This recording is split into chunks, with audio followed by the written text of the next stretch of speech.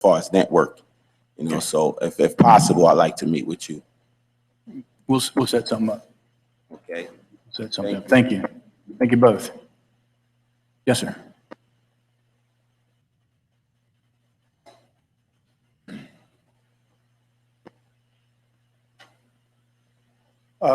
Tom Southern, 60 Northeast 16th Street.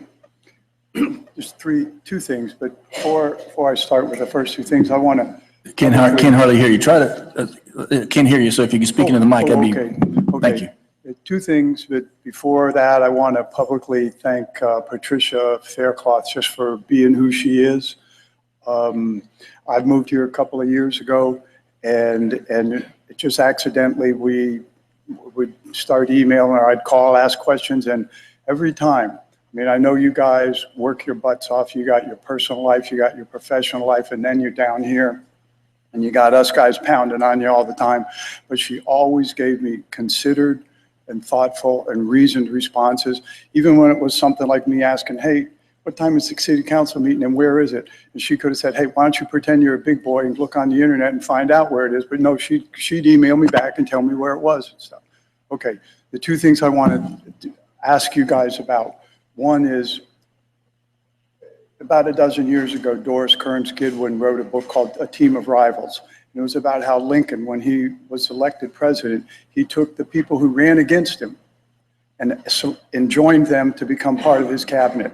Okay, and when I was here a couple months ago during the debates for there were two other guys that ran against you, Jeff, that seemed like decent guys. And the one young guy, you know, full ideas, couldn't, ADD to the max, he couldn't shut the boy up, but he was smart and good. And then the Latin guy, the Hispanic guy, he seemed considerate and thoughtful and conscientious. And I was thinking, even if you just want to do like that old adage to keep your friends close and your enemies closer, bring those guys in. You know, we got a lot, for if nothing else, we've got a lot of Latin people in this community, and none of them sitting up here. You know, and if you would bring those guys in some substantive way, not like some little decorative little nothing thing, I think that'd help make a better community and maybe allow you guys to do a better job. Okay, the next thing is global warming. I know it's a national, international issue, and there's not a whole lot the Homestead City Council can do about it. But there's a couple things you might be able to do. One, you could say, you know what, let's be on the right side of history, so that when our great-grandchildren are old people and they're talking, their daughter says, hey, Mommy, how come you guys did or didn't do such and such, either for or I'm really proud of your great-great-granddaddy because he did do such and such and such. You'll know that you were on the right side, okay? Maybe you go, well, meaning what? Well, maybe it might mean that you would proactively get the city attorney to write a resolution to say, hey, we got an issue here. We don't want it. We're demanding or urging or asking the state of Florida and the federal government to help us.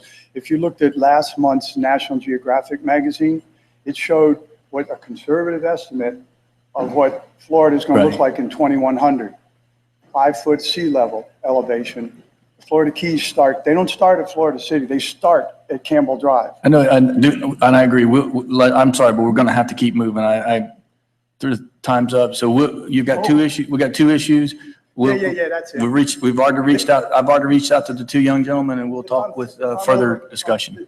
Then the last one is Florida Power and Light. Turkey Point is 2 feet underwater at that point. Can we have a resolution opposing the addition if the city council opposes it? That's it.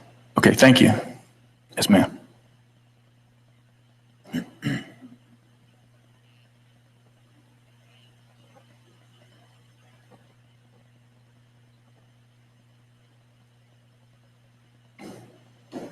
Good evening, Councilman. We're back again this month, just like last month. How y'all doing? Not with the same exact questions, but some are the same. The first one would be the same question as last month. What is the protocol to get an officer off the force? I was informed, Officer Anthony Green, from the beginning of this murder, that he was on leave with pay pending investigation. The investigation is still going. It's been 4 months, 2 days since July 16th, as of today. And I was informed that Chief Rowe, I need to confirm this, you allowed Officer Anthony Green to go back on duty without the investigation being over with. That's one of my questions. One of the other questions would be, we still haven't received any phone calls. I tried calling Miami-Dade. I've called FDLE. I've called all around the world. Still nothing at all. Nothing at all. We need some type of justice. We have the incident that happened in Palm Beach about, what, 2 weeks ago? Immediately, the officer's fired. We're still with no answers. We're still with no officers coming to us. We're still with no councilmen, no one coming to us, giving us answers, condolences, or anything else. You have the gentleman that was just shot. He was playing for Pop Warner, 180 pound, no more than what, 14, 15 years old. An officer murdered him yesterday. Was it yesterday or today? 9 times. Overkill, overkill, overkill. We have too many cricket officers on the force. It's time for us to stand up as a community and get them off the force. And this is where we take the stand with this case. Edward Blanton Foster III, July 16th, murdered by Officer Anthony Green. Still no justice, no glory, and nothing has been done but putting the same officer that has murdered 4 people unjustifiable with 7 shootings that we are aware of within 10 years back on the streets to patrol and kill again.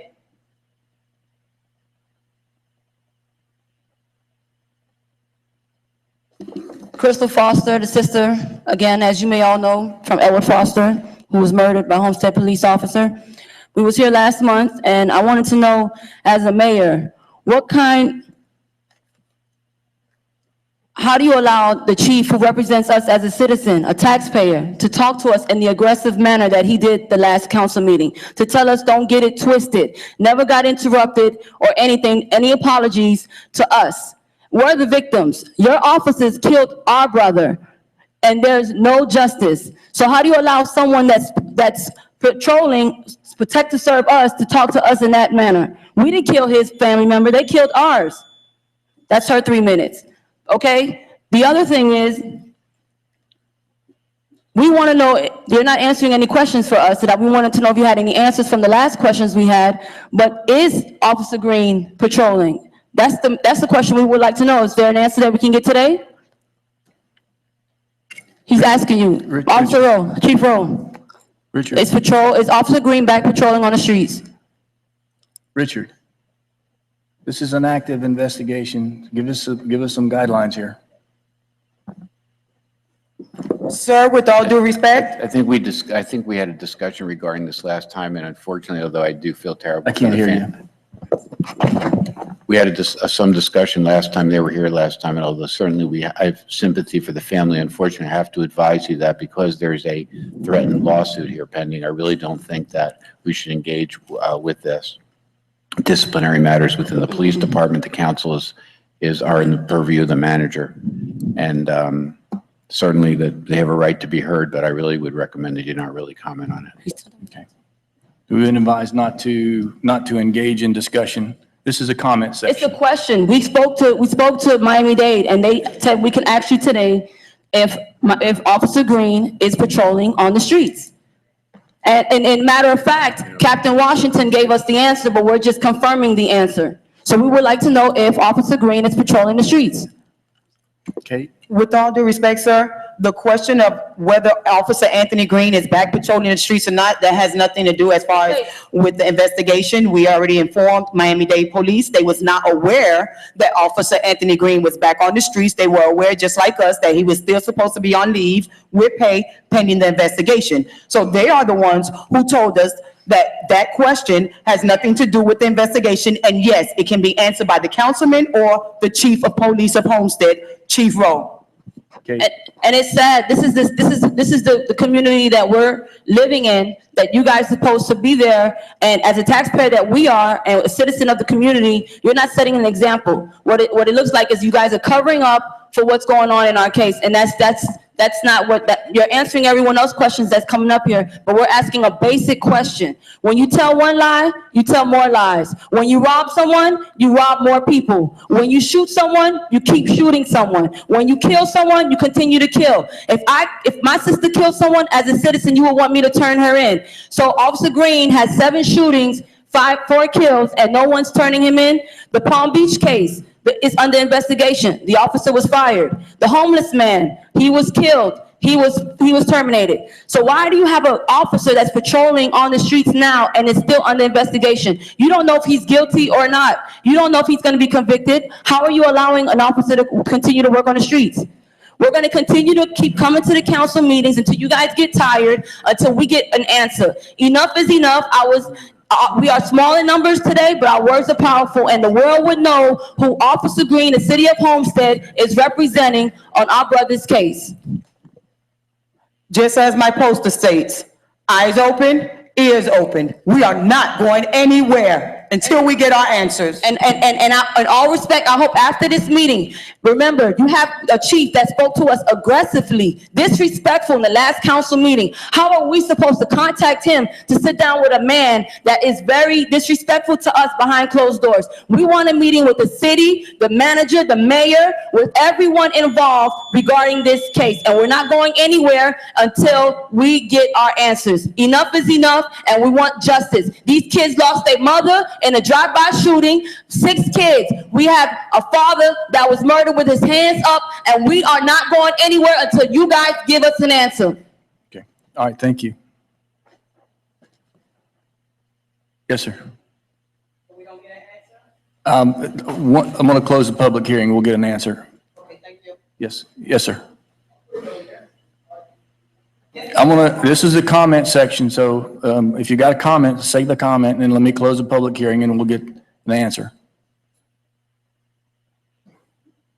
I come here not to say Officer Green is innocent. Excuse me, can we have your name and address for the record?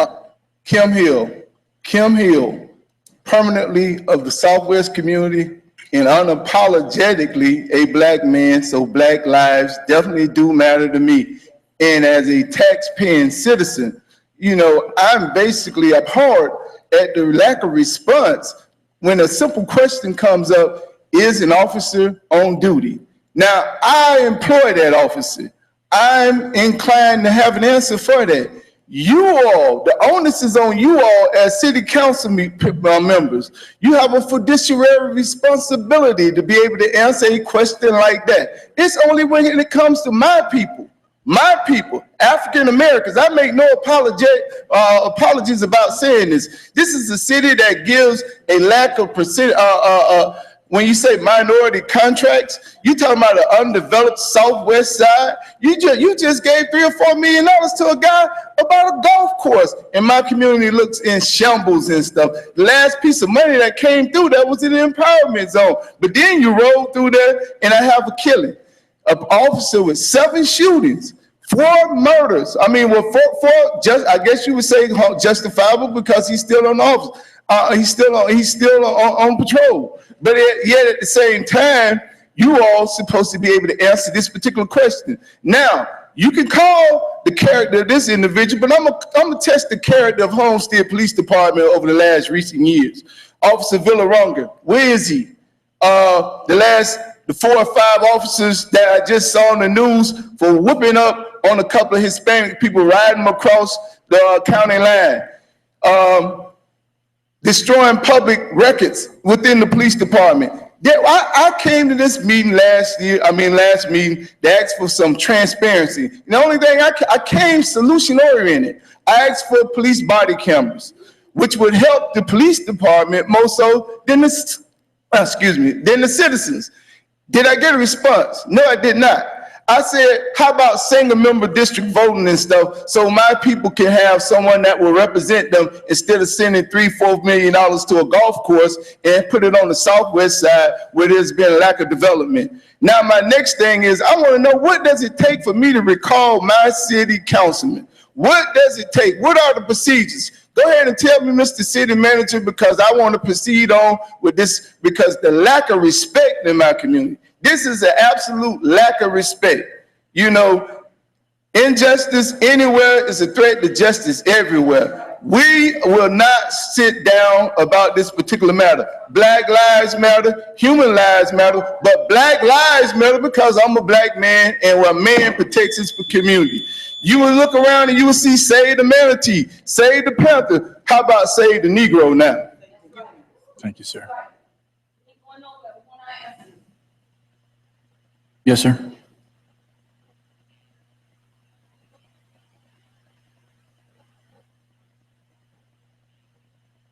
Council, Walter Jenkins, 1436 Northeast 40th Road, Homestead. Thank you guys for serving our city, and I just wanted to bring one topic to matter for discussion. Some of you I've had an opportunity to speak with individually, but I'm a businessman here in this city, and my profession is insurance, specifically homeowners insurance, and there are a lot of residents who have, especially on the western side of the city of Homestead, that have a lot of homes that are needing attention, and they don't have the means in order to do so, in repairing roofs and upgrading windows. And just a quick example, there's a client of mine that had a renewal come up for their insurance. They were paying $9,000 to $10,000 a year because their roof was over 20 years old. And as you know, the shingle roofs in this city, with the heat that we have, as the Colonel expressed, they're torn up. They don't last the term that they're supposed to. And so other insurance companies are not willing to take on that risk. And so residents left paying too much money per year or per month for their insurance expense. And so this same individual, we were able to take their house, present it to this program called Why Green Works, and they were able to finance them in another city for a new roof, and their premium came down from $9,500 a year to $3,900 a year just for the new roof. So that it ended up being a net decrease, even with the expense to their addition in taxes for the cost to fund this project. So I just wanted to come before you guys and ask you to please inquire, please put it on the agenda to discuss and talk about, because the city of Homestead residents could really benefit from this. It would increase jobs, roofing contracts, windows, anything that's solar, all of that stuff qualifies for it, and it doesn't have to be based on the person's financial ability. The financing is done based on the equity of the home itself. You may know a little bit about it, you may not, but I just wanted to bring it before the council and ask, would you be willing to discuss this and put it on the agenda in the future? Why don't you get in touch, leave your information with the clerk, and we'll do something in the future, okay? Just give us your information. Thank you. Thank you. Any other public comments at this time? I'll close the public hearing. Mr. Attorney, here. The question as to whether or not Anthony Green is working on the department now, what's legal? I think that if the chief has that information, he could answer that question. Okay, this is not going to be a debate. Okay, all right. I don't know if he has it or Chief, not. do you want to answer the question? They're asking the specific question, is Anthony back on the force, on patrol? Anthony Green has never been off the force. He was pretty much reassigned, and as of today, he's not patrolling the streets. Okay. All right. Thank you, Chief. Thank you, Chief. Okay, the public hearing's been closed. Next item is going to be additions, deletions, or referrals. Mr. Mayor, I have several. Two you're going to be happy with, two not so happy. I also want to apologize. I've had a relative who was just passed away on a mountain in Chile, and so I'm trying to get them home. So that's why I'm on my phone, which I never would do during a council meeting. So I apologize. Thank you, sir. There'd been a request by the applicant to defer tab 10 and 11. That's the good news.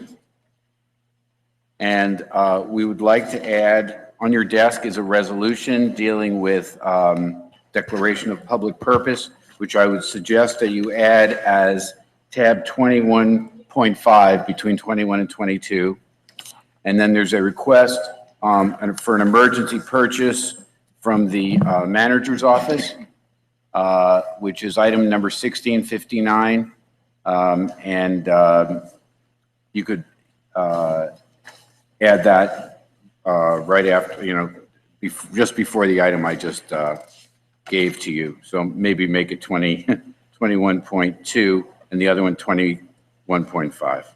Okay. Richard, the tab 10 and 11, the land use items, the applicant has requested a date and time certain for the council meeting in January. So those are deferred to a time certain in the for the January council meeting. Okay, Thank you. and that's on tab 10 and tab 11.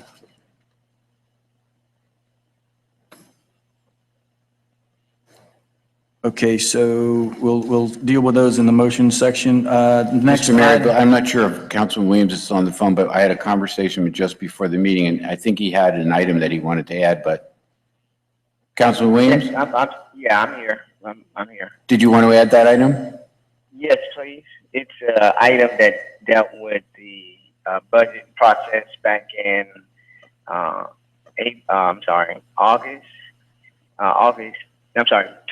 September the 8th. And when we talked about allocating the $20,000, and we postponed it until we found some more information. And I have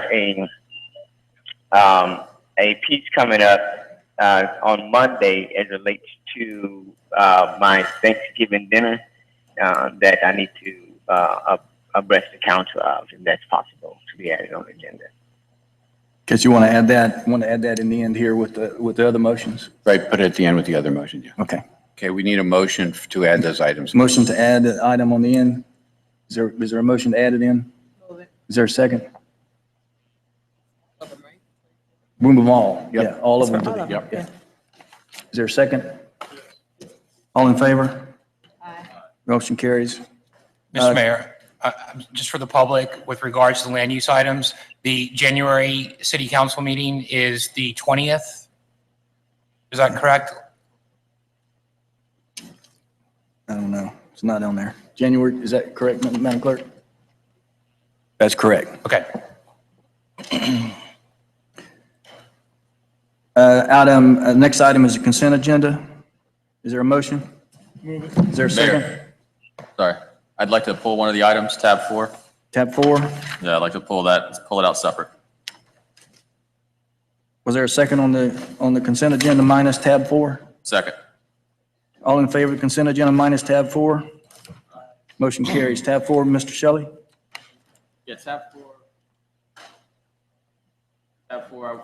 I was not here for the COW meeting, so I wasn't able to weigh in. So it's really just a matter of putting my position on the record, and that is I don't support the extension of the amendment for American Traffic Solutions, which is the red light cameras here in the city of Homestead. So I just want to make sure my dissension is on the record.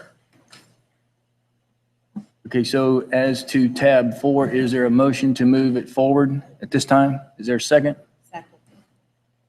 All in favor? Aye. Those opposed? Nay. Nay. No. Nay. 3-3. Richard? I'm sorry. 3-3.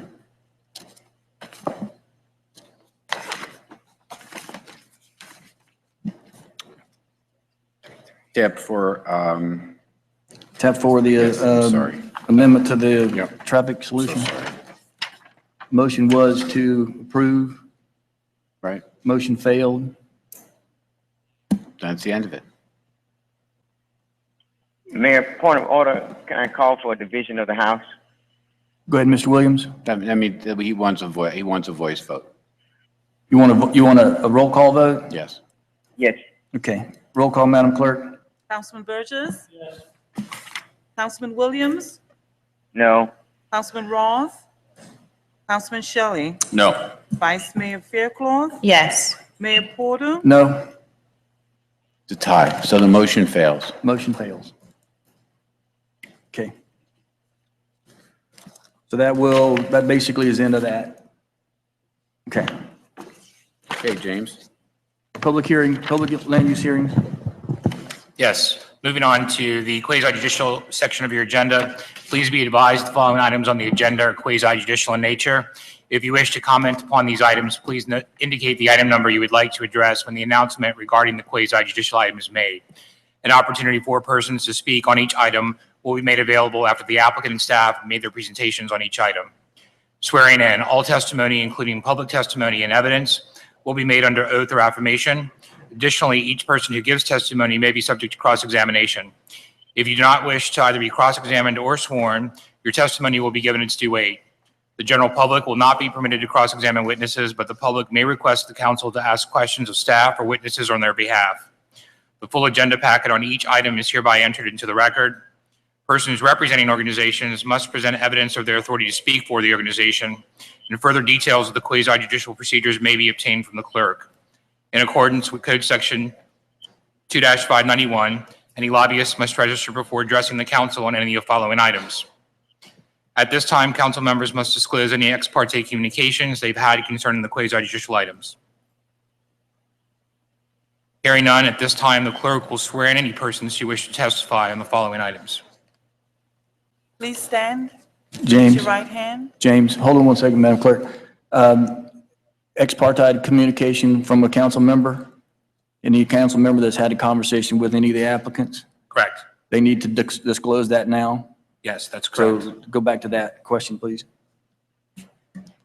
Councilman Roth? Yes, have I've spoken to the petitioner for tabs. Looks like, I think it's tab 12. I've met with them. Okay. And the vice mayor, I've met with the applicant as well. Mr. Burgess, vice mayor, and Mr. Roth. Okay? Madam Clerk? Please stand and raise your right hand and repeat after me. I state your name, hereby swear or affirm that the information I present shall be the truth and nothing but the truth, so help me God. Thank you. You may be seated. James, I've made an error. On tab 22, before we go into all the land use issues, I've got tab 22. They just want to give a little presentation about giving us money. And if you guys don't mind taking tab 22 so that they can leave, they've got to go to another meeting. Is any opposed to taking 22? Okay. Mayor and Council, the Parks and Recreation on this item, the department is requesting authorization to submit an application to the Orange Bowl Committee for consideration of an award to fund renovations at Harris Field Stadium. This would be part of the annual Orange Bowl Legacy Project, wherein the Orange Bowl funds improvements to local South Florida facilities. The concept was initiated and is supported by Mr. Bob Eppeling and Mr. Willie Carpenter of Community Bank, both of whom are Orange Bowl committee members. And Community Bank is also committed to this project financially in the amount of $30,000. The overall cost of this project is approximately $1.1 million. It would include artificial turf, new scoreboard, lights, improvements to the locker rooms, restrooms, and a press box. The city contribution would be approximately $277,000, which is a scheduled and an approved CIP project for lights at that stadium. And the additional funds would come from hopefully both the Miami Dolphins and the Orange Bowl. And I know that Mr. Carpenter, I saw Mr. Carpenter here. If there's any questions, I don't know if Mr. Eppeling is here, but I do know that Mr. Carpenter is here, and certainly staff can answer any questions you may have. Does anyone from council have any questions? I mean, this is a great opportunity for the city to spend $277,000 and get, in essence, $1.1 million of improvements. And Mr. Carpenter, you're welcome to come and address the council. I don't think there's going to be any question as to whether or not we would want to go forward with this. Okay, so any questions from council? None. This is a public hearing. Madam Clerk, this is a public hearing. Anyone that would like to speak for or against us leveraging this opportunity with the Orange Bowl Committee? You're welcome to come to the mic at this time. And to Willie and Mr. Carpenter and Mr. Eppeling, thank you for bringing this opportunity to Homestead. Yes, sir. Hello, Stephen McDuffie, 139 Southeast 36th Avenue. Thank you, Mr. Mayor, for letting me come up and speak. For the Orange Ball legacy gift, say go for it. Councilwoman Fairclough, as my councilwoman, please go for it. Thank you. Thank you, sir. Seeing no one else, I'll close the public hearing. Any final comments? Roll call, Madam Clerk. Tab 22. Councilman Roth? Yes. Councilman Williams? Yes. Councilman Burgess? Councilman Shelley? Yes. Vice Mayor Fairclough? Yes. Mayor Porter? Yes. The motion carries. Thank you. Thank you, Mr. Carpenter. And Mayor, we'll obviously advise the council as how we proceed with the application. Thank you. Great opportunity for Harrisfield development. I'm sorry, James, go back to tab 12, correct? Yes, that's correct, Mayor. So tab 12, this is under quasi-judicial for the audience. Tab 12 is a second reading of an ordinance of the City of Homestead, Florida, considering the rezoning of an approximately 4.52 acre portion of a 7.7 acre parcel from the residential townhouse RTH zoning district to the retail commercial B2 zoning district for property located on the northwest corner of Southwest 167th Avenue and Southwest 344th Street, as legally described in Exhibit A, and providing for context, providing for severability, and providing for an effective date. This is a second and final reading. Anything from staff? Sir, this is second reading. We addressed it last month. We're recommending approval. Thank you. Any questions from council? Tab 12. I'll open up the public hearing at this time. Anyone to speak for or against? Yes, sir. Good evening, Mr. Mayor, members of the council. Ben Fernandez, 200 South Biscayne Boulevard, here on behalf of the applicant, JFM Development. We are here to answer any questions. We believe that this is an appropriate location for this commercial change. It is immediately across from Homestead High School at the intersection of two major roadways, Palm Avenue and Tennessee Road. This is a second reading, and we will be back to you with a site plan for the project. This is the first step towards making that a reality. Thank you. Thank you. Any other public comments at this time? Any questions of the applicant? Close the public hearing. Is there a motion? You want to? Not ready. Is there a second? Second. Second by the vice mayor. Roll call, Madam Clerk. Councilman Williams? Yes. Councilman Shelley? Yes. Councilman Roth? Yes. Councilman Burgess? Yes. Vice Mayor Fairclough? Yes. Mayor Porter? Yes. The motion carries. Tab 13. Thank you. Yes, tab 13 is the first reading of an ordinance of the City of Homestead, Florida, considering the rezoning of an approximately 1.37 acre parcel from the agricultural AU zoning district to the light industrial I1 zoning district for property located on the northwest corner of Southwest 312th Street, Campbell Drive, in the eastern boundary line of the city as legally described in Exhibit A, and providing for an effective date. This is first reading. This first reading. Anything from staff, Joe? Yes, sir. This is an interesting application that we have. We have a rezoning. I have a presentation that we should be putting up briefly, but I'll start our analysis right now. The applicant has come in requesting a rezoning. We believe that from a technical planning perspective, the applicant has the right to have the expectation that their land use category and their zoning categories match. On this piece of property, the land use category is industrial, but the zoning is agricultural. The agricultural is not supported by the industrial land use category. So the applicant has the right to change the zoning to something that's supported by the land use category, and that happens to be only industrial land. So technically, the change should be made from agricultural as a zoning to industrial. The fly in the ointment is, I'm going to show you this presentation that we have up on the screen now, that the piece of land that we're dealing with is in the airport zoning district. And that was, if you go to the next slide, please, that was a piece of code that was put in place there we go. Let's see if this works. So that was a piece of code that was put in place in April of 2010. And as part of that code, it's got a set of definitions, some requirements, an overlay district. It talks about heights and hazards and noises, land use restrictions, which is very important. It gives a variance procedure, and importantly, it gives a procedure for appealing and a vested rights procedure. see here. And this airport zoning ordinance is in line with many of the airport airbase studies that had gone on at the time. It resulted in really setting up 4 distinct zones. The first zone is a clear zone. This is at the very end of the runway, and this is where nothing is supposed to be. There are 2 accident potential zones that are in line off the runway. Compared to that, if a plane is going to crash, that's probably where it's going to crash, and that's why they have those clear zones, and they set up an explosive clear zone. And all that land was mapped within the area, and you can see on this graphic the clear zone, the 2 accident potential zones, and if you see on the top right-hand corner, that's the explosive clear zone that is there.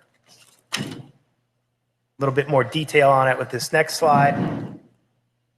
And finally, you can see that area right there is where that explosive clear zone is. So really what's allowed in that area through the ordinance is one thing, regardless of whatever zoning, regardless of whatever land use there. The airport ordinance says you're only allowed to have resource production and extraction. And it gives you 2 basically agricultural uses, any type of agriculture except for livestock, and then forestry activities related to services and related services. Additionally, the ordinance gives us a disclosure form. Anybody that's selling or leasing a piece of land in that area needs to disclose to the person they're leasing it to or the person they're selling it to that is in the clear zone. And it also gives us a vested rights procedure by which they had 120 days from the adoption of the ordinance to go through. Well, Joe, on that question right there, how long ago was that ordinance adopted? April of 2010. So the vested rights process doesn't exist any longer. Correct. It lasted 120 days from that period. James says September 2010. Okay. So into 2011, it should have been taken care of, but that time is well past. Okay. And so what we've got is that we've updated our city maps. You can see the location of the property on the land use and zoning map. It's pretty clear. It's our interpretation that, again, the zoning is agricultural, not supported by the industrial land use. But in the long run, regardless of what the zoning is, it's all a technicality. It doesn't matter what the land use, it doesn't matter what the zoning is. The only thing you can do on this land is the agriculture minus livestock and the forestry and related services. And that's the nuts and bolts of it. So it was our opinion that to go through the process, allow them to change the zoning to what they should have legally, which is something that's compatible with the land use, which takes precedence.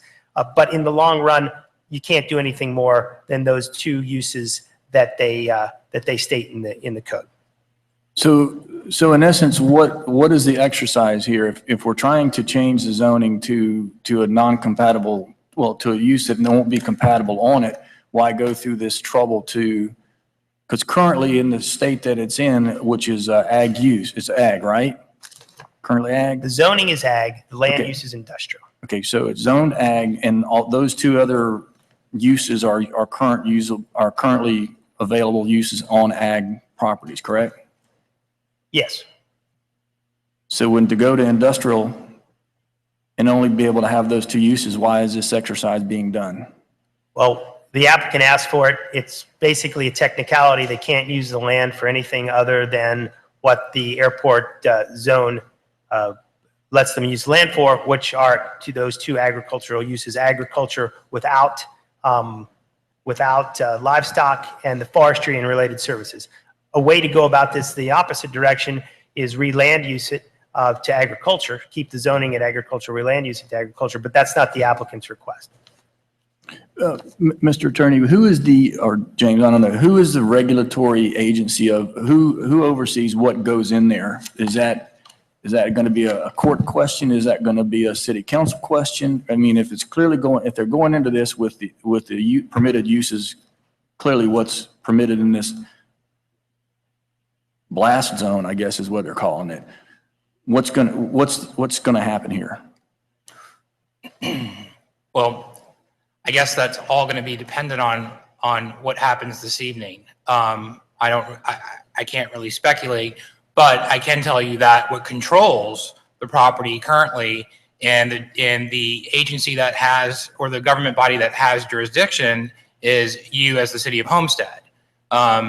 So you've adopted this ordinance in conjunction with the Homestead Air Base and stakeholders in the community over a very long period of time that ultimately culminated in the adoption of this ordinance, which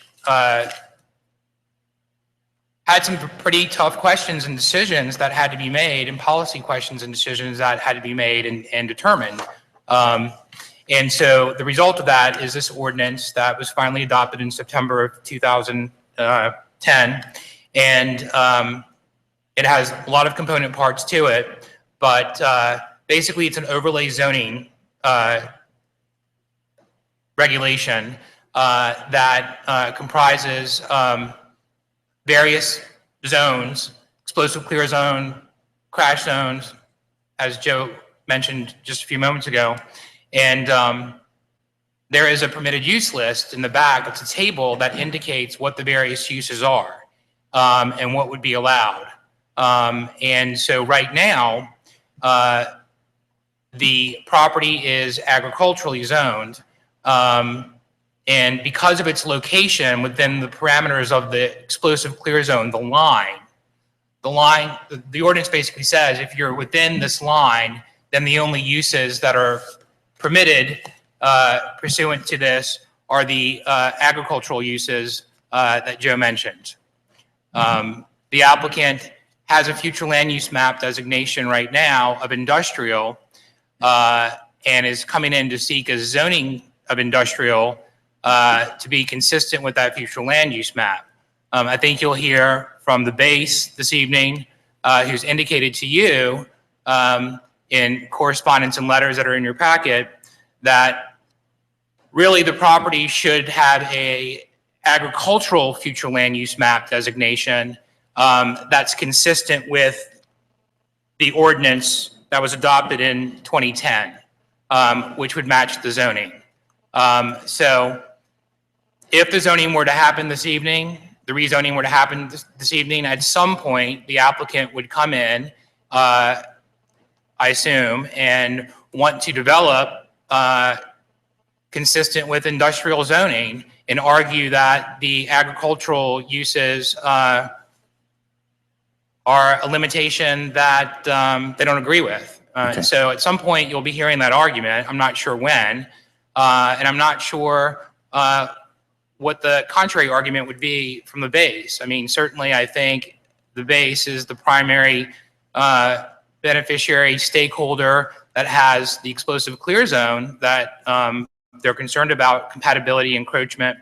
We're currently in litigation over one of the vested rights applications that you all granted. So this is the first item that we've had that's posed this issue for anyone. Okay, well, any questions from council before we open up the public hearing? Mr. Roth? Can they build on this land today in its current zoning? They can put those uses that are put in the airport clear zone, which are the agriculture, and they can do the forestry. Those are the two things that are permitted. And I anticipate it would be no different in the future, regardless of the land use or zoning. They may argue something different, but according to our codes, no. So they can't erect a building on this property today? They cannot. Okay. Because in their letter of intent, it's specific that the function of this purpose of the application is to allow for construction of a bait and tackle store and boat repair facility. So under the zoning it currently is now, they cannot do that. No, sir. If we give them the zoning they're looking for, can they do that? No, sir. Okay. That's it, sir? That's it. Anything else? I'll open up the public hearing at this time. You're welcome to speak. How you doing, sir? Welcome. Good evening, Mr. Mayor, members of the council and staff. Jerry Proctor is my name. I'm an attorney with office at 1450 Brickell Avenue. I'm joined by Jerry and Jody Metallo, who are the applicants in this matter and have been working on this with me and with the city for well over a year now. Mr. Mayor, I know that in a normal proceeding, we would make our presentation, which I'm happy to do. With the knowledge that Mr. Corradino has testified, I would like to have the opportunity to ask him some questions. If you would like me to do that first, I'm happy to do that, whatever you prefer. That's fine. That's fine. Thank you. Go right ahead, sir. Thank you. To Mr. Corradino, if I could, sir, I ask you to put back on the screen your exhibit and map that I believe is titled "City Maps Have Been Updated." There you go. Thank you. This map is part of the agenda package, I believe, for tonight. Is that correct? Yes, sir. And when was the map prepared? The map was prepared within the last 12 months. Okay. And who was it prepared by? The Development Services Department. You mentioned that it was prepared in the last 12 months, and we've heard that the ordinance that adopted the zoning for this property and the overlay district was adopted by the city in 2010. Is that correct? Yes, sir.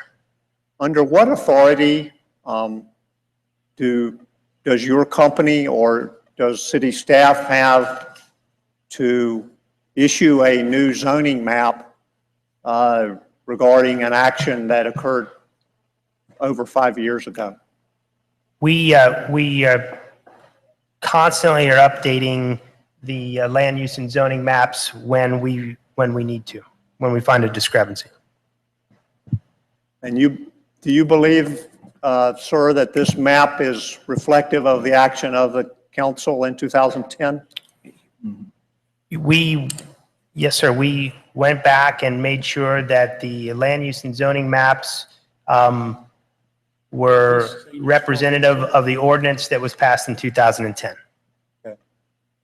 I believe you have another exhibit or map, if you could turn to it, that indicates the explosive clear zone. That one is probably as good as any. That's displayed at this point on the map or on the screen is essentially a blow up of what was adopted in 2010. Is that correct? Yes, sir. Let me just let's ask a question, Mr. Burgess. There's a question as to the Go back to your map. last slide, please, because I'm reading there where it says prepared in 9 of 10. So explain to me where the 12 months comes from, Joe, because right there at the bottom of the screen it says we updated the land use and zoning map. That's not a representation of the land use and zoning map. We put the lines on the land use and zoning map that he asked for that slide. Then we should have the correct date on that map. Well, that's not our land use and zoning. What we did was update the land use and zoning map recently with the lines from the ordinance. They didn't exist on our official maps. Okay, go ahead. It was just unclear. We're looking at a 2010 map, and we're talking Right. Well, about that's the map that they came from that's the map that had come from the ordinance, which is a representation of these guys. We were confused here. So go ahead. I'm sorry to interrupt, but we needed to have that answered. Go ahead, Joe. Thank you. If I could ask you to go back to the city maps have been updated. I'm getting. Thank you. The red circle or kidney-shaped area on the map, what area does that reflect in terms of regulation? I believe that's the explosive clear zone. Okay. Is the subject property on tonight's hearing on 312th Street included within that area? Yes, sir. Okay. If I could now ask you to go back to the enlarged map from the 2010 hearing. That's it. I think you had an enlarged one, actually. You want one with your property on it, or you want one with, that's it? That one would be fine. And again, that is an enlarged version of one of the appendices from the 2010 approval, is that correct? Yes, sir. And the subject property in tonight's hearing is right there in part of that explosives zone, in your opinion? Yes, sir. Okay. The area in black, which is a large portion of the northern part of that property, part of that area on the previous map that was on the screen was indicated in the explosives clear zone. Is that correct? Yes, sir. How was the circle or kidney-shaped circle going around to the north derived from this map that's on the screen, or the enlarged map to form the map that you have created in the last 12 months? I believe we took it from the ordinance. I'm sorry? From the ordinance. Can you point to the ordinance where that semicircle or circle was indicated? Isn't that it right there? That's the map on the ordinance. That's the area where your property is, and that's where the area inside the hashed area is where your land is. Your land is the red dot, and that's the explosive clear zone. All else isn't germane to your property. I'm sorry, I didn't hear your last comment. That's where your property is, right there. That's where it's inside the explosive clear zone, which is the hashed area. And again, there's a circular area where your maps were changed within the last 12 months. I'm trying to derive where that was shown in 2010. I see the area, but I see it in a completely blacked out form with nothing else traversing the black crossed out portion. I'm not sure I understand your question. The circular area on the map that's been created in the last 12 months, the map entitled City Maps Have Been Updated, indicates a circular area that you have indicated as in the explosives clear zone. I'm trying to derive from what map or what evidence in 2010 this map that you have put on the screen was derived. I would have to go back and look exactly where that had come from, but I believe it came from the ordinance, like the other maps. Okay. Mr. Mayor, I have additional remarks, but I can withhold that if there are other speakers. Thank you, Mr. Cordino. Or I can continue. Again, it's up to you. Hey, Mayor? Mr. Williams? Yes, thank you so much. I just want to go on the record with this piece of property because, you know, we've always been concerned about encroachment on the base and its viability, which is a huge economic engine. Mr. Williams, you're breaking up really bad. We can't hear you. I said I wanted to put my statements on the record. Can you hear me now? Go ahead, sir. We can hear you now. I said, yeah, okay, great. I said I want to put my comments on the record with this particular tab because we've always had the concern of the encroachment on the base, with the base being one of our major economic engines within Homestead. I think when we had the first process, which I was on council then, when we ratified a pass, this is this particular topic that we're talking about. That is my only objection to the applicant is that we don't want to continue to encroach more on the base than what has already been done. And so I just want to put that on the record. So I won't be supporting this application tonight. All right, sir. Thank you. If you want to continue, or we can ask Mr. Ventura, you're welcome to continue. Okay, I'll be glad to continue. Thank you.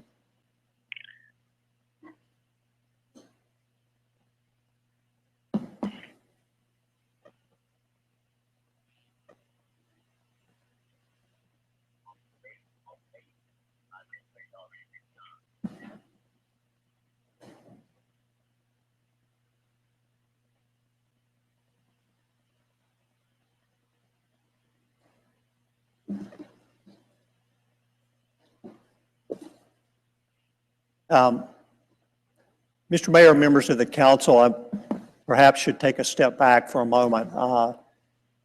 We appreciate the opportunity to appear again. I want to congratulate those of you that were reelected, elevated to vice mayor, and elected Councilman Roth for the first time.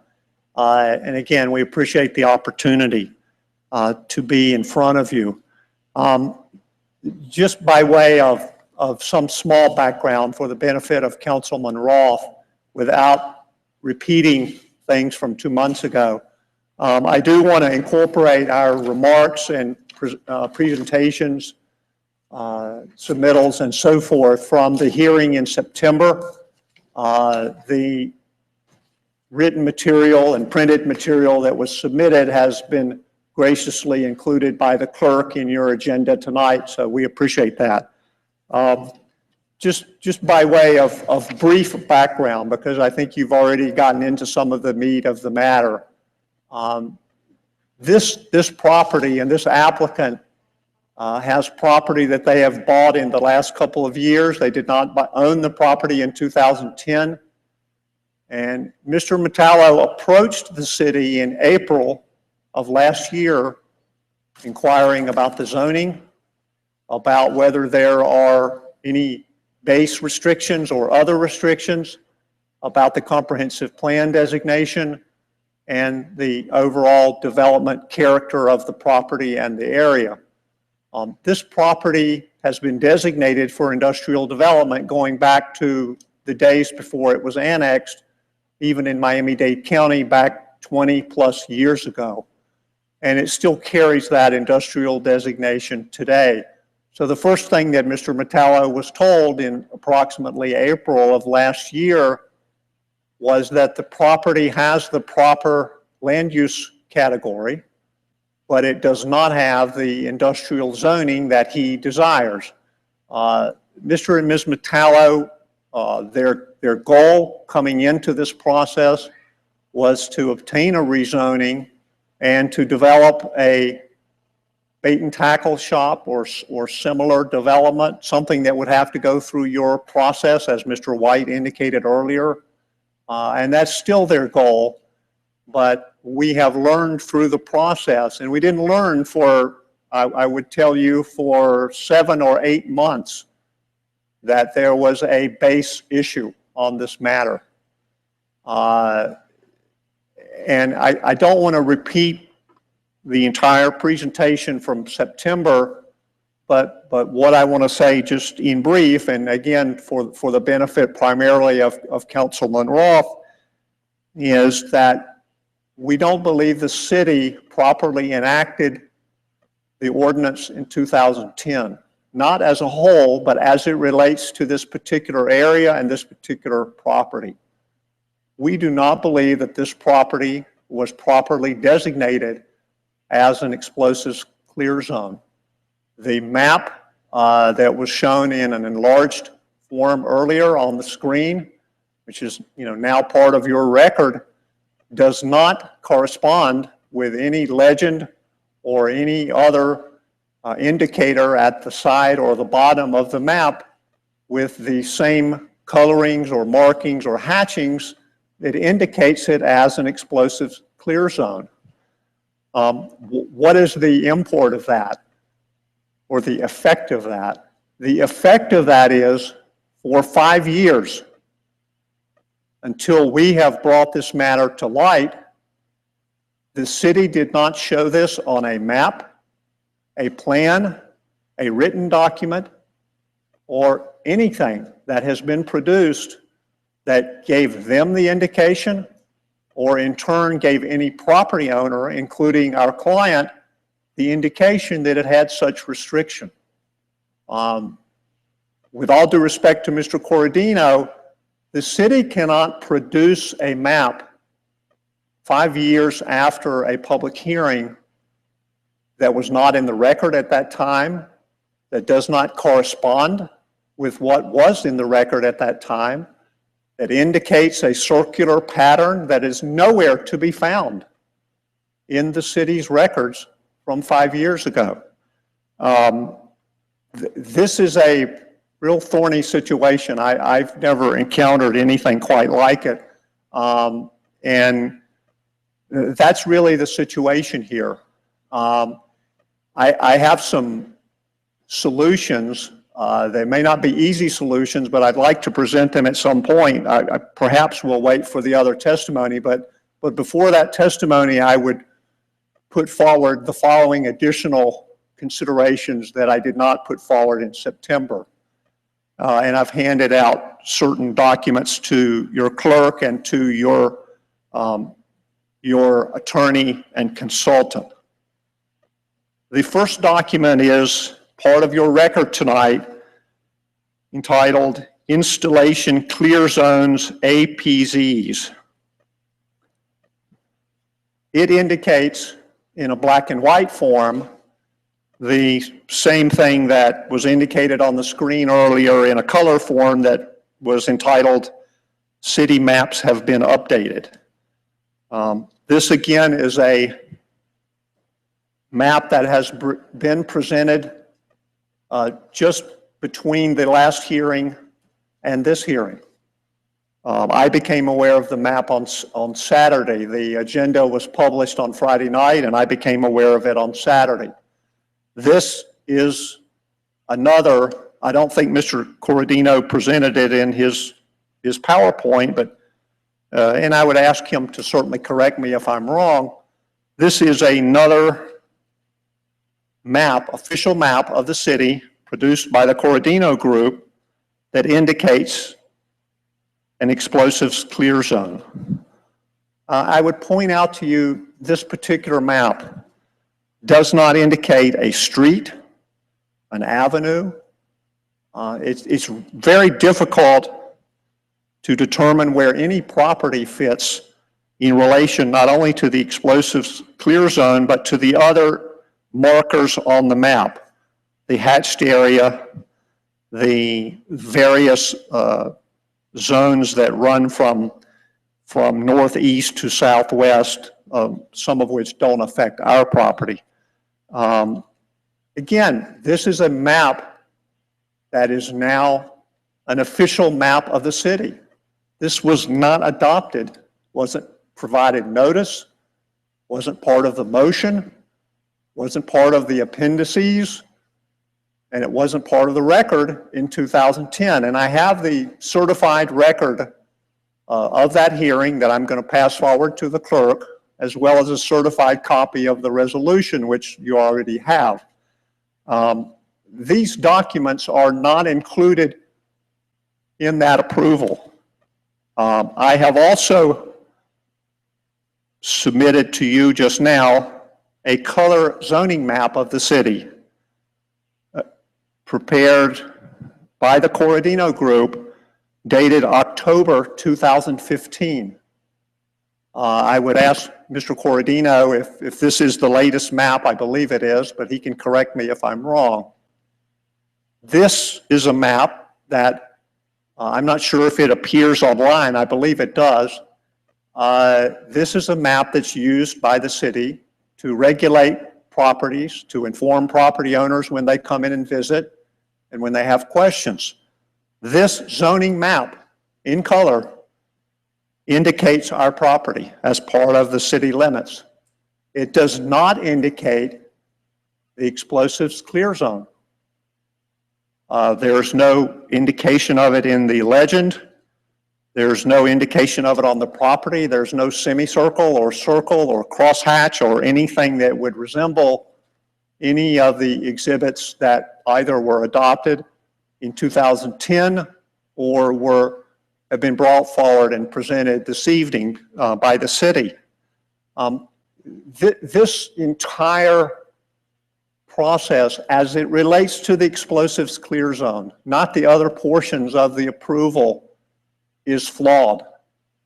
And it creates a significant burden for the city that I'll get into a little later.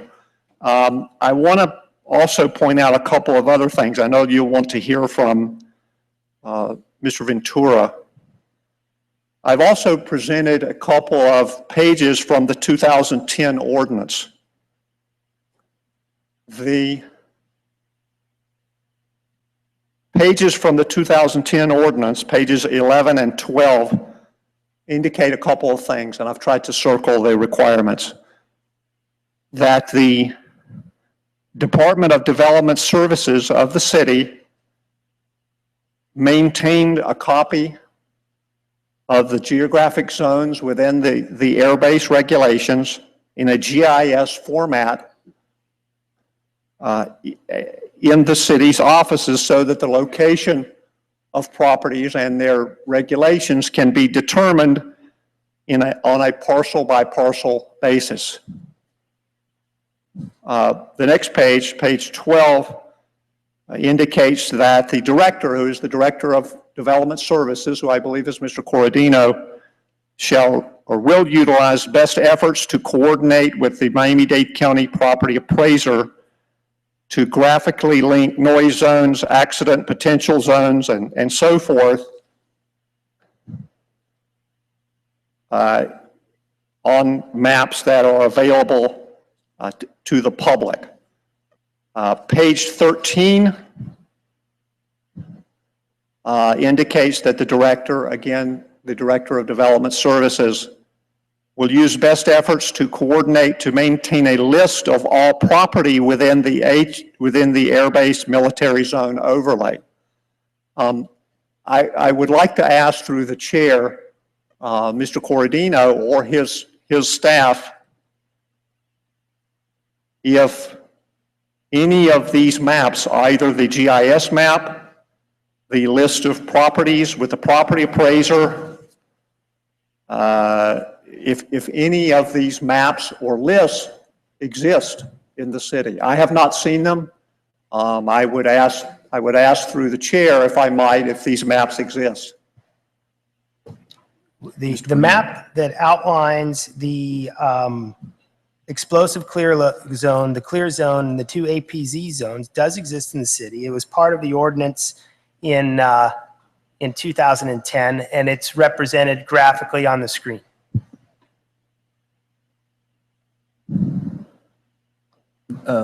Mr. Shelley, did you have a question? Okay. Mr.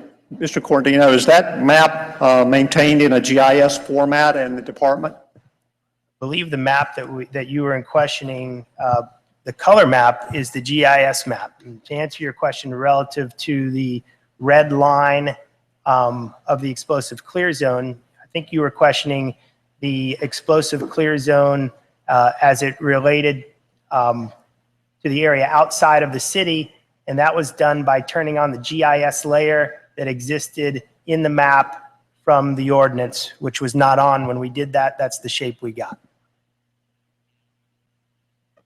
That layer, can you point out that layer in some sort of readable position in the ordinance from 2010? I can point out the layer on the map in the ordinance from 2010, which is this hashed area that encompasses your property, which is the red dot. That is that area right there on that map, which is the ordinance from 2010, which has a legend on it which says explosive clear zone, and it's that area that is the explosive clear zone.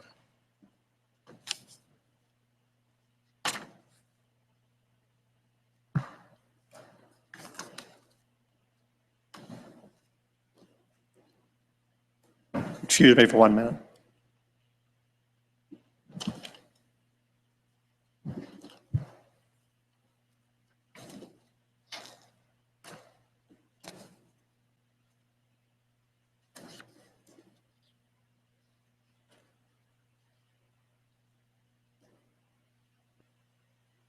The explosives clear zone is shown on the exhibit in front of us in a black line running across in a northwest, southeast, or northeast, southwest direction. Is that correct? The explosive clear zone is that area inside the hashed arc to the northwest of that, northeast of that map that you're looking at.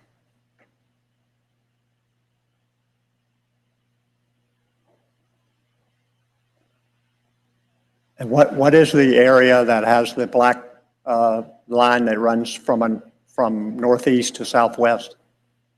Which black line that runs from northeast to southwest? The black line area that is not in the dark black, but is in the semicircle there at the southern end of that particular area. The southern end of the map? That, you'll have to point it to me. Perhaps I should show it to you. Yes, sir.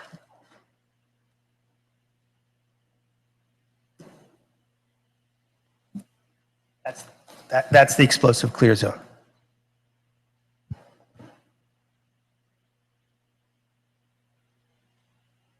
On the legend of the map, or the base that indicates the various categories, where is that black crosshatch line shown? I believe if you looked at that legend there, you're going to see the second box that says explosive clear zone, and that outline is the outline of that area. Where is the the area that has the crosshatch? Where is that indicated on the list of items? I don't believe it's represented there. Thank you. Mr. Mayor, yeah, this is part of the issue, or really, I think, the central issue. The property was not shown in the explosives clear zone. The actions of the city since 2010 validate that fact. The zoning map, which I presented from October of this year, does not indicate this property in the explosives clear zone. This ordinance, and I don't want to say it was intentional. I wasn't here in 2010. Mr. Cordino was not the city's planner at that time, and many of you were not here either, I presume. This ordinance was, as it relates to this small portion, was not done properly. And I think some of the things that are in the ordinance in terms of records, we have not been provided any such records or maps within the department. Indeed, not even the zoning map to this day has a proper designation according to the city's interpretation. I have a couple of other remarks, but I know you want to get to the public. I would like to make those remarks perhaps before closing, and be happy to answer any questions along the way. Thank you. Okay. Thank you, sir. Any questions, Mr. Shelley?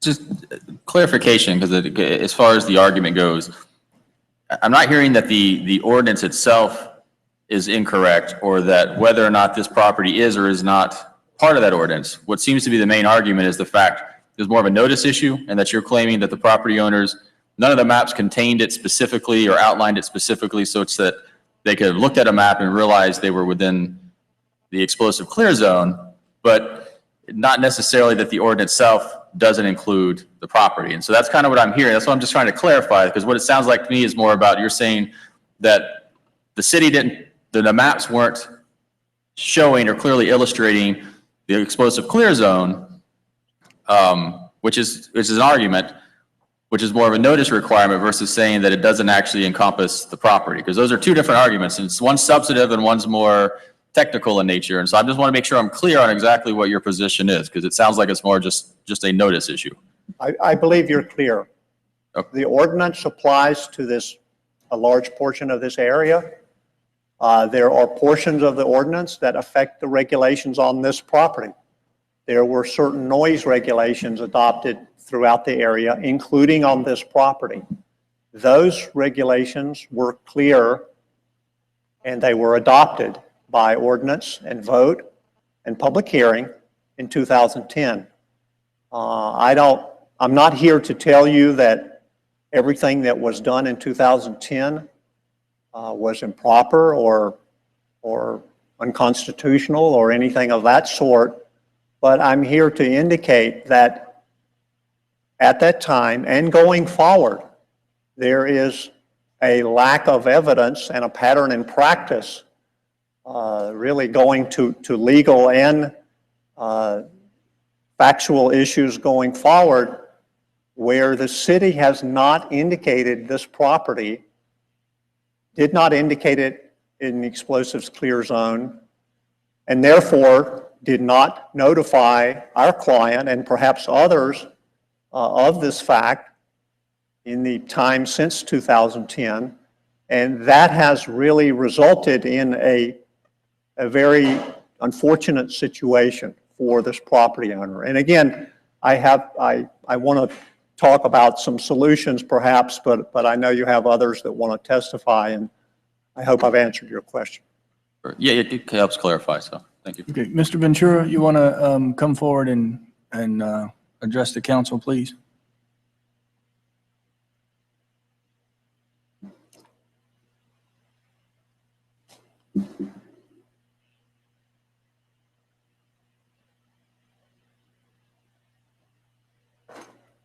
Mr. Ventura, you're not an attorney, right?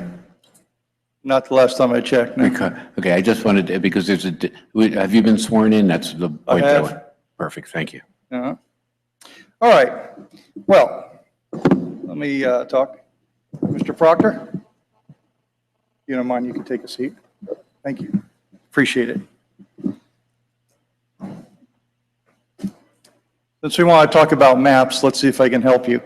But in order to do so, rather than try and talk about from over here, the northwest line to the southwest line and the curved line and the black line, you could, if I could, I'm just going to approach one of those screens. Is that all right? Yes, sir.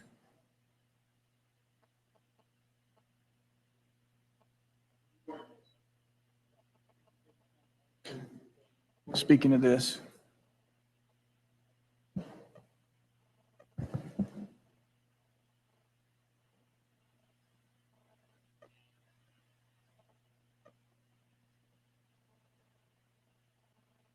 how's that? Okay, so this is the ordinance I'm holding here in my hand. This is the map that is Excuse me, Mr. referenced. Ventura, if we're going to do a document, what I'd like to do is have it introduced in evidence so it becomes part of the record, and then you can have it back. Sure. So if you could just give it to the clerk. Okay, then I'll hold it in my hand. And have it marked by her. And then after you're done using it, give it back to her, and that way we can make it part of the record. Sure. Thank you. You already have it, though.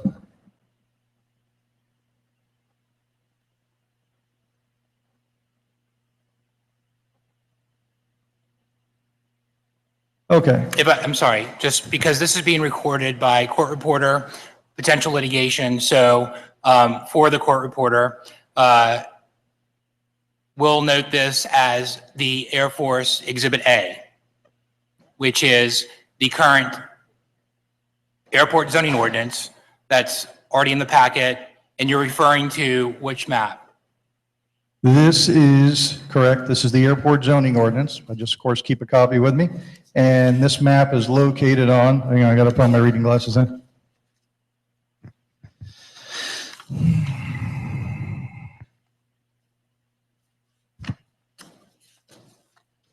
This is Appendix E, HARB Accident Potential and Hazard Map. That's all it is. This is your ordinance. That's all I'm holding up is your own ordinance. Okay? All right. So on your ordinance, it appears this picture, what they've simply done for presentation purposes is taken the legend down here and moved it. The legend is the same. On this ordinance, on this map, gotta switch hands. Right here is a dark, bold, dotted line. This line says, that's the second one down in the legend, says explosive clear zone. This dark, bold, black, dotted line is the explosive clear zone. I was going to point that out. That's not what I prepared to say today, but I thought I'd try and clear up some ambiguity with the map. It's all right. I'm going to go back to the podium and go back to what I actually had to say.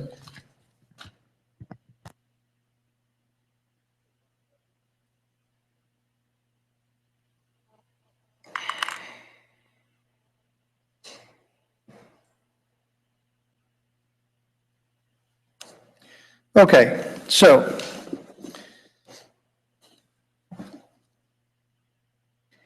as indicated in a previous letter that I had already sent to the council, this area is within the explosive clear zone of Homestead Air Reserve Base. Whatever we want to say about the maps, whatever the council decides eventually about whether it was properly put in the maps or not, or clear enough, whether there was some ambiguity, regardless of any of that, this property is within the explosive clear zone of the base. This area is subject to danger from explosion of ordnance. Any structure that would be put in this area is not expected to survive such an explosion. Now, what I want to talk about is how we got to this point to begin with. So under Florida State Statutes 163.3161, in part, this reads, "It is the intent of this part that the traditional economic base of the state, agriculture, tourism, and military presence be recognized and protected." Further, under 163.3175, compatibility of development with military installations, in part states that the legislature finds it desirable for local governments in the state to cooperate with military installations to encourage compatible land use, help prevent incompatible encroachment, and facilitate the continued presence of major military installations in this state. Under statute 163.3177, it in part states that local governments required to update or amend their comprehensive plan to include criteria and address compatibility of lands adjacent to or closely proximate to existing military installations. In their future land use plan element shall transmit the update or amendment to the State Land Planning Agency by June 30th of 2012. The city did that. So in the city comprehensive plan then, objective 13 states that Homestead Air Reserve Base, under Homestead Air Reserve Base coordination, part states to ensure the future development around Homestead Air Reserve Base, otherwise known as HARB, protects the public health, safety, and welfare by maintaining compatibility with current and foreseeable training operations and minimizing land use conflicts resulting from exposure to the nuisances and safety risks of aircraft use. 13.1, policy 13.1 of your comp plan then talks and says to adopt the Homestead Air Reserve Base military zone, otherwise known as the HARB-MZ, as an overlay of the future land use map. So from that came your military overlay ordinance, also known as the Homestead Airport Zoning Ordinance. Now, under that city zoning ordinance, the uses within the explosive clear zone are limited. In Appendix F, you will find the land use compatibility standards chart. Only agricultural uses are permitted. However, enclosed buildings are prohibited, and those are for the reasons I have already stated. Further, this area is shown as being within the military zone. If there was ambiguity as to what type of zone the property was in, i.e. the accident potential zone, the noise contours, explosive clear zone, or other, the property owner at that time could have come to one of at least 5 meetings that I can personally count and discuss that and ask those questions. Further, the city then allowed 120 days for a vested rights determination beyond that. The property owner could have come in as that time as well for vested rights. Under the City of Homestead zoning map then, this parcel is also limited to agricultural uses. So far, I've mentioned 6 different items that are all in alignment with each other. There are the state statutes that led up to this to protect military installations and the public. There are the city CDMP, the city zoning map. The only item here which is out of alignment is the flum. It is only the flum which is shown as industrial, and this is the only, again, item which is not in alignment with all the others from the state down through the city and all your ordinances. So approving this application will take another document out of alignment and will only lead to further incompatibility. Structures cannot go up in the explosive clear zone. If there was a question as to where this property was, and if I could borrow for a moment my ordinance back for just a second.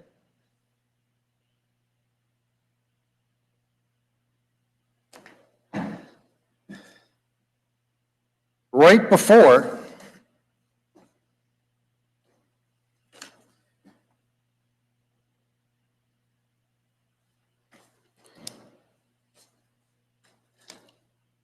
on page 2 under Appendix A, Hard Military Zone Overlay Map, it gives a shaded area of the entire military zone. This property is under this zone. So again, if there was a question as to the legend at that time, on the previously mentioned map, they could have come in or come for a vested rights determination. There was also, as previously mentioned, real estate disclosure that was supposed to go with this property. That said, it's the recommendation of the base that this application be denied. Secondly, it is our recommendation that we think it would be better served that the city and the base and the general public who are unaware that they might be entering the explosive clear zone when they go to patron this business, to adopt an amendment to the FLUM to make it consistent with the agricultural zoning on this property, which would then also make it consistent with the comp plan and the airport zoning ordinance, and would prevent encroachment as intended by Florida Statute 163.3175. This will allow the city to correct inconsistencies in the FLUM and simultaneously protect the public health and protect the military mission. Let us be clear on this matter. I'm here to advise you about the areas and whether there is a hazard there. There is a hazard there, and weapon storage will not go away, and there is a danger there that will not go away.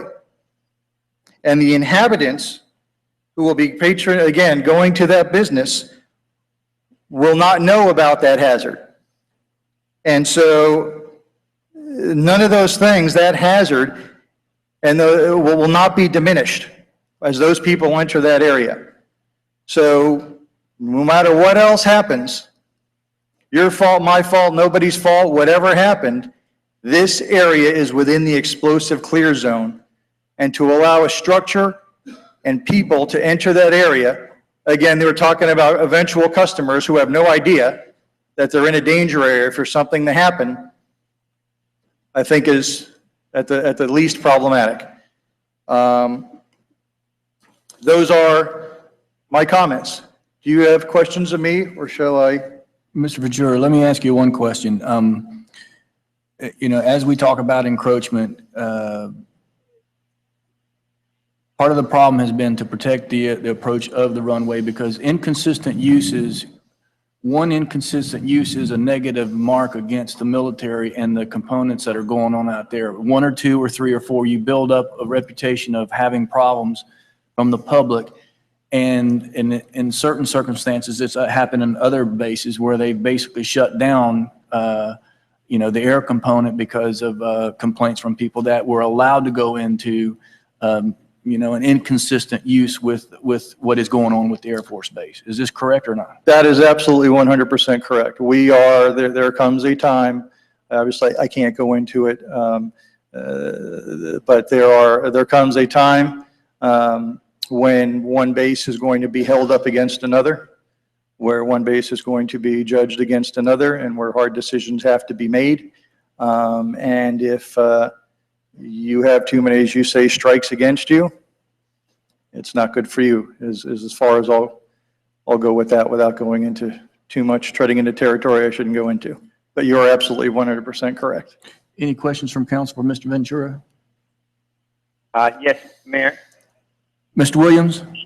Yes, are you able to hear me? Yes, Mayor, that's my whole point of it as well, is that when I look back at the P&Z minutes, they voted 4-1 to deny the application. And so we're talking more about not only the encroachment part of it, but about, the safety of that area. And that, as Mr. Ventura has testified or said, that, more strikes or what have you, and it's, when they're talking about closing bases, I mean, I think and I wish the applicant well in their process, but I cannot go against what the P&Z board had recommended, and then also the letters that they have sent in from the base that has stated that. And so I think that with that, it's more for me of number one, safety, and also, as I said before, the encroachment on the base, because as we continue to allow these applications to go forward, it's not going to be good for us in Homestead at the air reserve for space. So I just wanted to put that back on the record as well. Thank you. All right, so thank you. Mr. Proctor, you want to wrap your Let me finish up by saying thank you for your time this evening, and to also say, I doubt that this is the only property in the city of Homestead, just a guess, where there might be inconsistencies between the zoning and the FLUM. So again, doing an amendment to the FLUM might also help with a little housekeeping and clear up any other inconsistencies, and would be good for the city as a whole, protect the Air Force Base and the public health. Thank you all very much for your time this evening. Thank you, Mr. Ventura. Mr. Burgess, you had a question for Mr. Proctor? Mr. Thank Proctor, you. Can he ask Mr. Ventura a question before you? You can ask, but I won't be answering any questions. Thank you. Okay, you can ask him, but he's not going to answer it. I'd still like to ask them. And there's only two questions, or perhaps three. Number one, to Mr. Ventura, are you a registered lobbyist at the city? James, does he have to be a registered lobbyist? He represents the base. I'm willing to answer that. It has nothing to do with the actual ordinance. I am not a registered lobbyist. I do not have to be a registered lobbyist. I work for the federal government. Under Florida statutes, I am allowed to come and speak on behalf of the commanding officer. I am his official designee. In fact, he was here earlier tonight and mentioned that also. Under the military statutes, 163.3175, certain major military installations, including Homestead, which is named. It is desirable that the military be protected and come in and give their comments and give advisory comments to the council.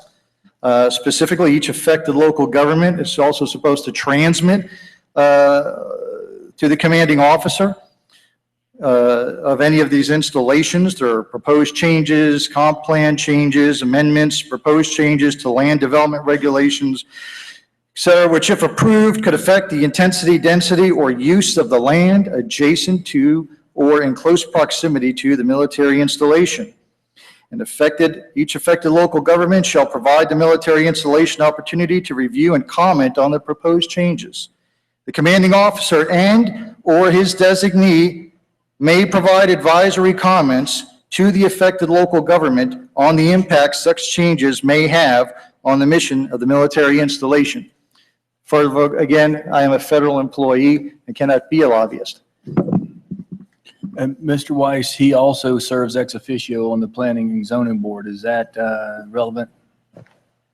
That does not preclude him, and as a government employee, he is exempt from the. He is exempt, okay. Go ahead, Mr. Proctor. If I could ask the city attorney to repeat his answer, I didn't hear it. Yes, he's a governmental employee and therefore doesn't need to be registered. He's an employee of the federal government. I would submit through the chair that the city governs itself in the lobbyist area through the Code of Miami-Dade County, and I will present those ordinances. Under my reading of those ordinances, Mr. Ventura, first of all, he certainly has a right to participate and present at a public hearing of these types. But second of all, he must register.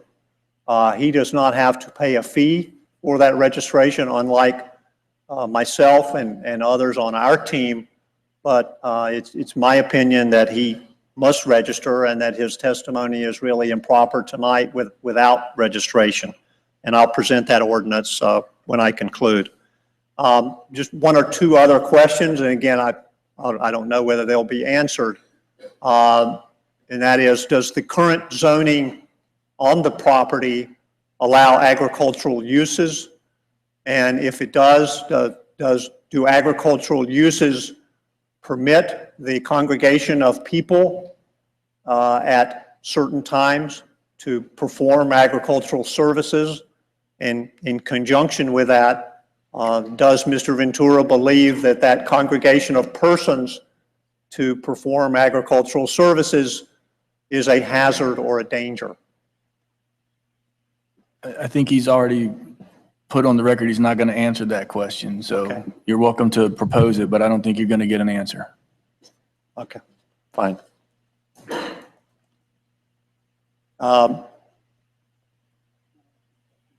Mr. Burgess has a question for you. Okay. Pardon me? Mr. Burgess has a question for you. Okay. Mr. Burgess. Mr. Proctor, thank you for coming here tonight. Back in 2010, pursuant to Section 30-6, the City of Homestead Code also says that real estate sellers must supply the buyer with a document called the Homestead Air Reserve Base Real Estate Sale/Lease Disclosure. Were your clients given that? And if not, then there's a fault there from the previous seller also, because it's right here that says that they must be given this. The answer to your question is no, they were not provided those documents. Okay. So they were deceived from the seller also. Can I say one thing? Thank you. Yes, sir. Jerry Metallo, 27233 Southwest 157th Avenue.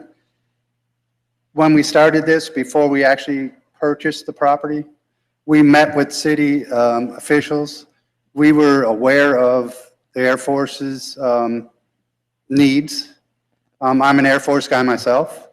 I spent 4 years in the United States Air Force. But going to the city and asking what the restrictions were on this property, there were no maps. Sir, I understand, but what I'm referring to has nothing to do with the city. This was to be given to you by the seller. And I was just wondering, for the record, if this document had been given to you by the seller and you stated no. That was my question. And what we did, Nothing to do with to the city. answer, This would have had to come from the seller. we didn't receive that letter, for sure. But we hired an attorney, John Moss, that closed on the property. We researched the property to our best ability to research the property, so we didn't make a bad investment. Our money it's not like we have additional funds that we can This just doesn't just spend. go with the particular zone, it goes to noise zones and everything. So therefore, the due diligence wasn't done either on that side. I hate to state that, but it wasn't done. Because it's not just for the crash zone, it's for all the different zones out there. But- This but- obviously fell under one of the zones. So therefore, it should have, when your attorney was looking at it also, this form should have been supplied to you by the seller. We were aware, the thing is that we were aware of the noise zones, and it was not an issue to build anything on that. Right, As but far- this- To this my form- knowledge, but we this didn't have form any should have been issues. given to you in one the way city. or another, no matter what. Pardon me? This form should have been given to you one way or another by the seller. I don't doubt that, but in coming to the city and asking the city, I mean, and going through that with the city and meeting with the city, we tried to do our best to understand exactly what was available to do on the property. We stated in our application what we wanted to do on the property.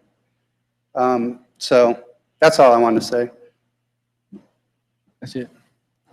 Okay, Mr. Proctor. Anything else, sir? Thank you. Again, I'll present forward the certified ordinance from 2010, the entire agenda package from that agenda, as well as the lobbyist ordinance that I spoke on.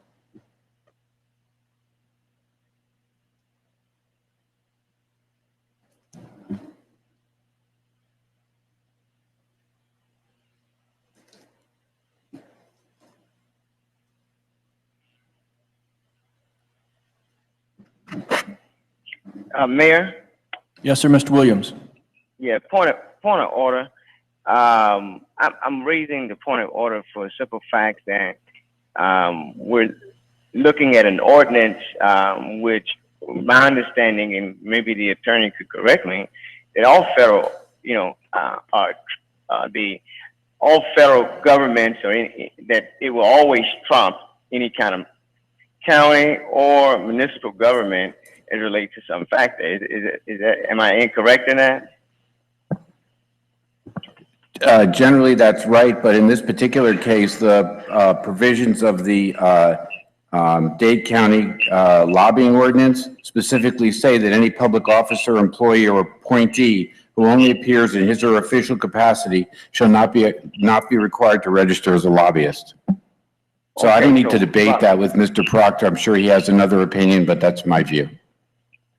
Well, I guess that's what I'm trying to figure out. That's my point of order, is that we're going off into a whole different direction, and that this issue, I understand, is very important to those who have vested interest in the land, and I agree with my fellow councilman, Councilman Burgess, that said that that the due diligence on their side should have been given that notice, even if contact with the city. It was not the city's responsibility to provide them with that after they had already done their due diligence. And so I don't want it to seem as if the city did not do its part when it was not our part to do. We passed it in that comprehensive back in 2010 to ensure that anybody who buys property over there will know what could be done there. And so that when they're investing in that, and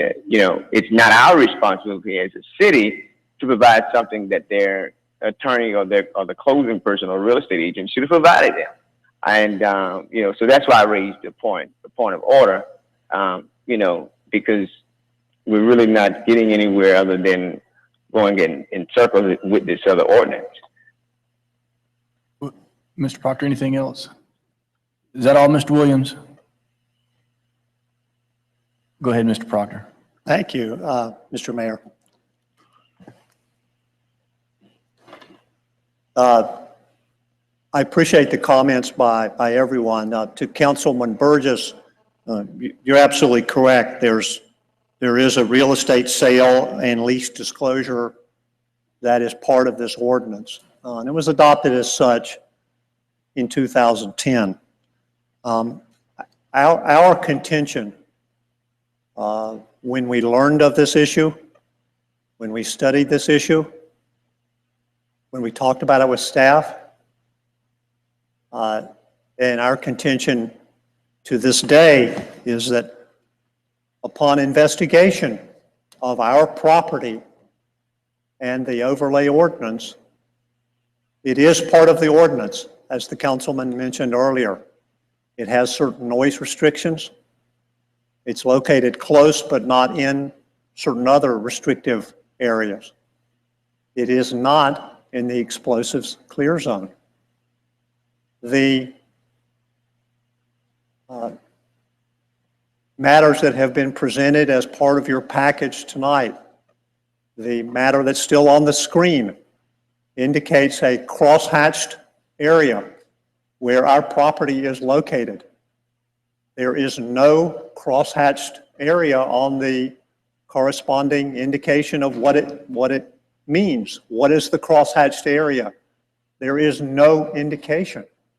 And that's the reason for 5 years until this matter came to light that we've had this situation in the city and that we still have it with the city's zoning maps.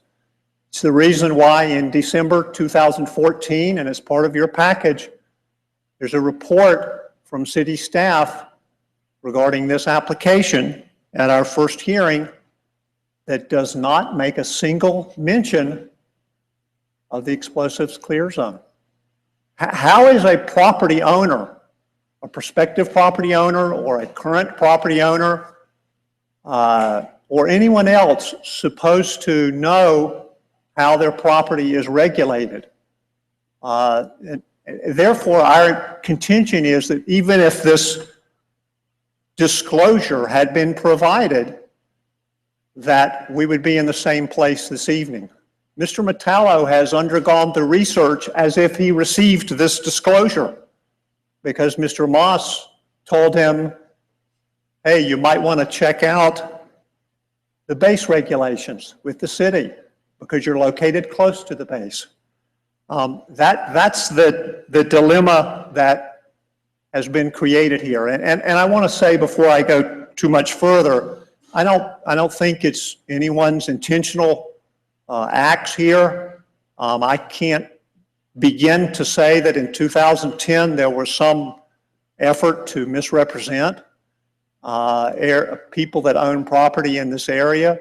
I wasn't here then, and I have every belief that the base wants to carry out its mission, and I have every understanding that it's an important mission, not only to the city, but to the community.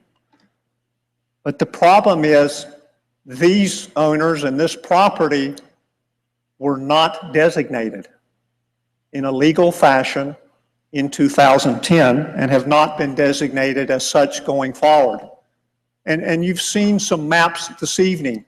Maps have been created by the city. The maps include a circular area. The circular area, which goes well beyond our property, does not correspond in any way with any map that was approved at public hearing in 2010.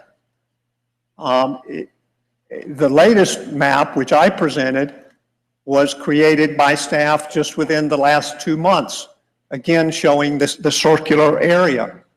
That area and that indication as explosives clear zone is nowhere in the record in 2010. And that's why it hasn't been in the city's records going forward since then. And I would say to you most respectfully, you have a number of property owners. I don't know how many there are. I don't represent any of them except Mr. and Ms. Metallo that are affected by this. And they're affected very negatively. And I would tell you the following, hoping to try to get to some solutions. We heard testimony from Mr. Ventura that this is an explosives area and that it's dangerous, and that's his testimony. We have a situation where we have property that has been designated in the master plan of both the county and the city for industrial development for over 20 years. We have a conflict. Obviously, there's a conflict between what we want and what the base wants. I would say to you the following. We have not been able to meet with the base. We would like to do that. This is first reading. We would like you to pass this matter and allow us to go to second reading. It doesn't give us any development rights. We would like to have the opportunity to discuss with the base as well as with the city staff options. What do I mean by options?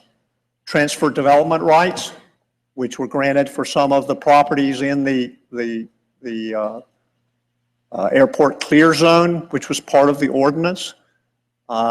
Perhaps transferable development rights so that there's really some level playing field here, some fairness to these applicants, and so that the city and the base can be protected.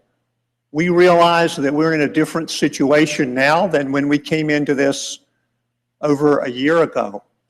And we want to work with the city, but what the city would do if they denied this ordinance is not only, in my mind, unfair, but really unjustified by the facts, not supported by the maps that were created after 2010, not supported by the testimony in the record, not supported by staff's recommendation in December 2014, making no mention of this issue. It's just simply not supported.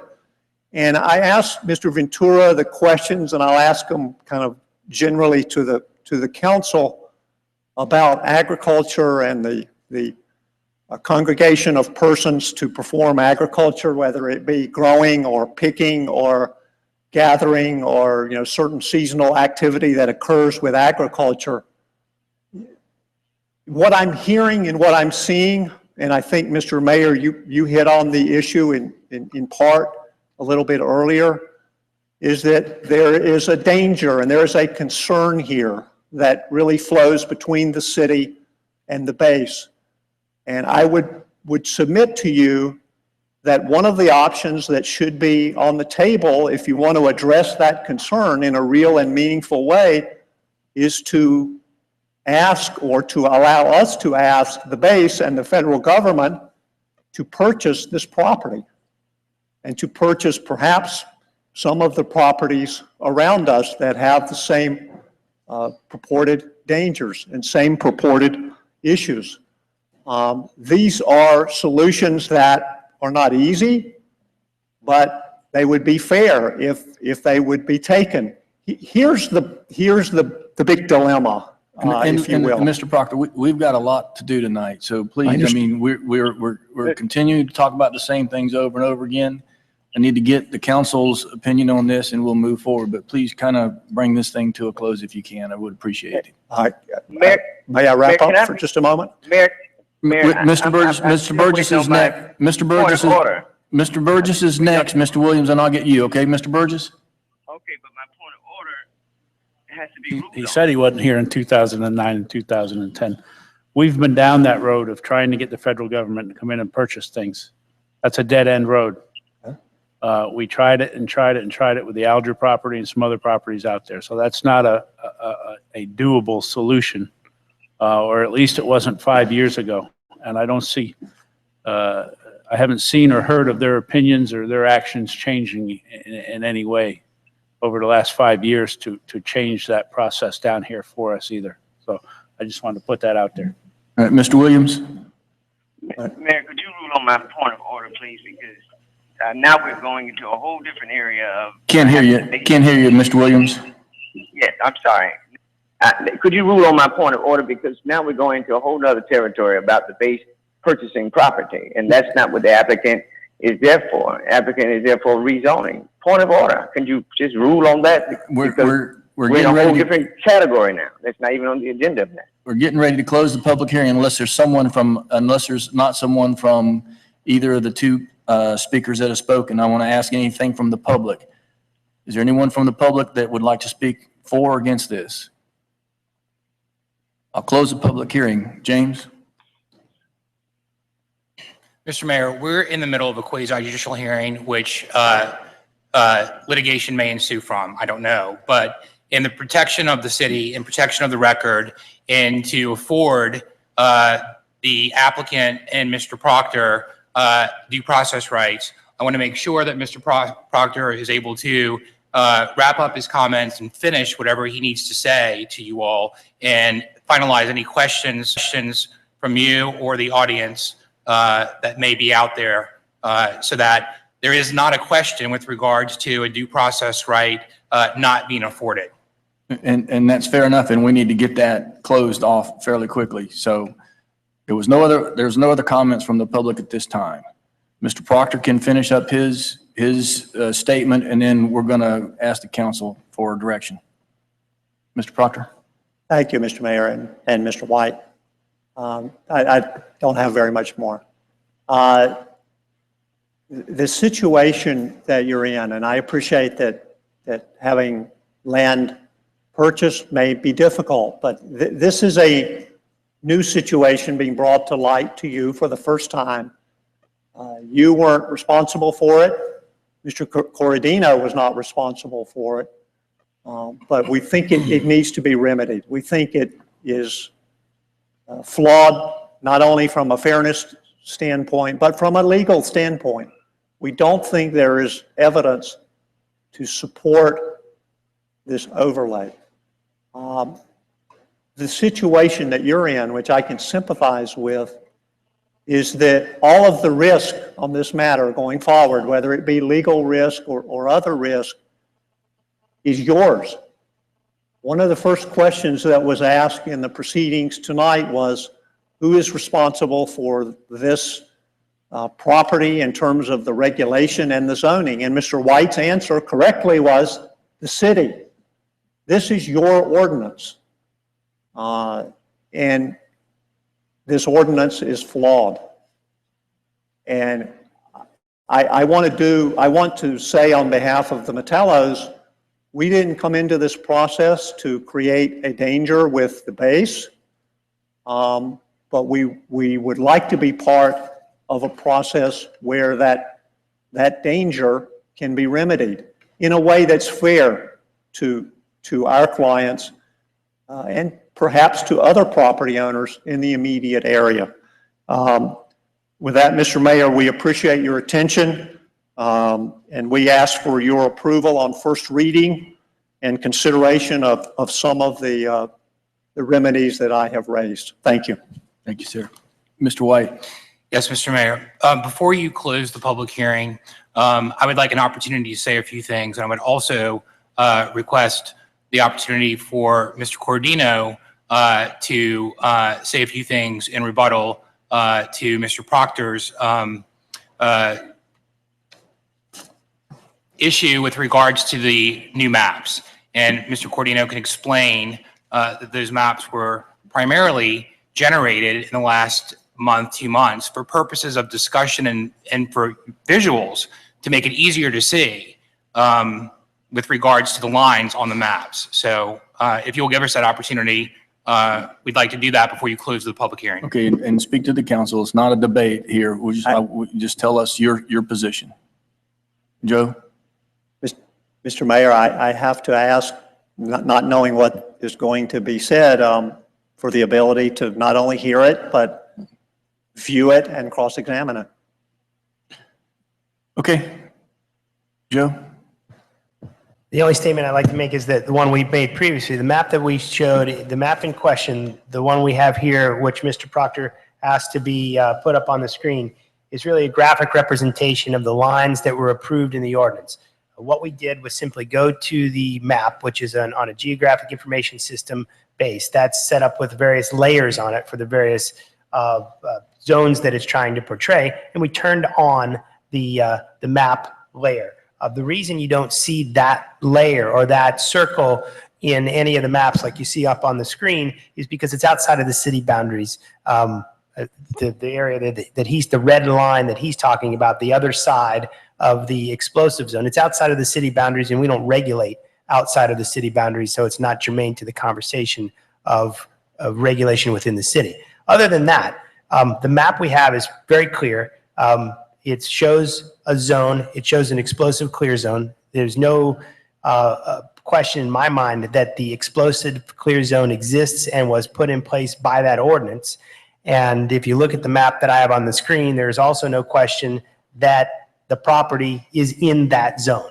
And there's also no question that no matter what the land use and zoning is on any land use and zoning map, that you can't do anything with that land other than what it states in that ordinance that was approved in 2010. So this is a superfluous conversation in the sense of what can you do there? You can't do anything but agriculture and forestry, regardless of the land use or zoning. James, anything? Mr. Proctor has no questions or cross-examination to Mr. Cordino. Mr. Proctor? Yes, sir, through the chair. Mr. Cordino, does the current city zoning map reflect the explosives clear zone? It should reflect the explosive clear zone. Does it reflect it now? I would have to look at it. Could I ask you to do that? You have it?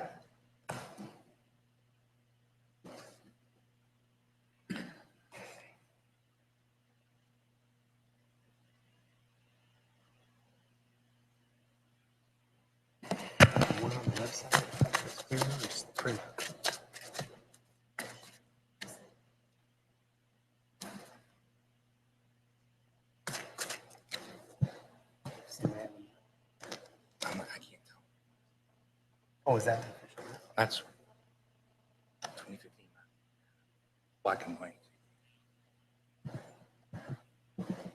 I'm looking at a February 2015 map, and it does not reflect the explosive. Well, I think it does. Yes, it does. Is that line right there? What are you saying, Joe? We can't understand.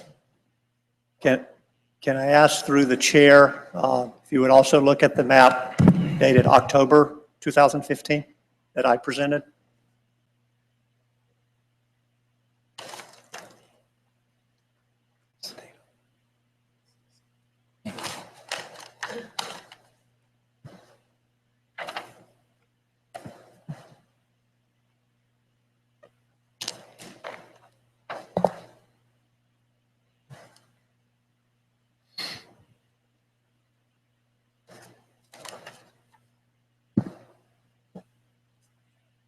February.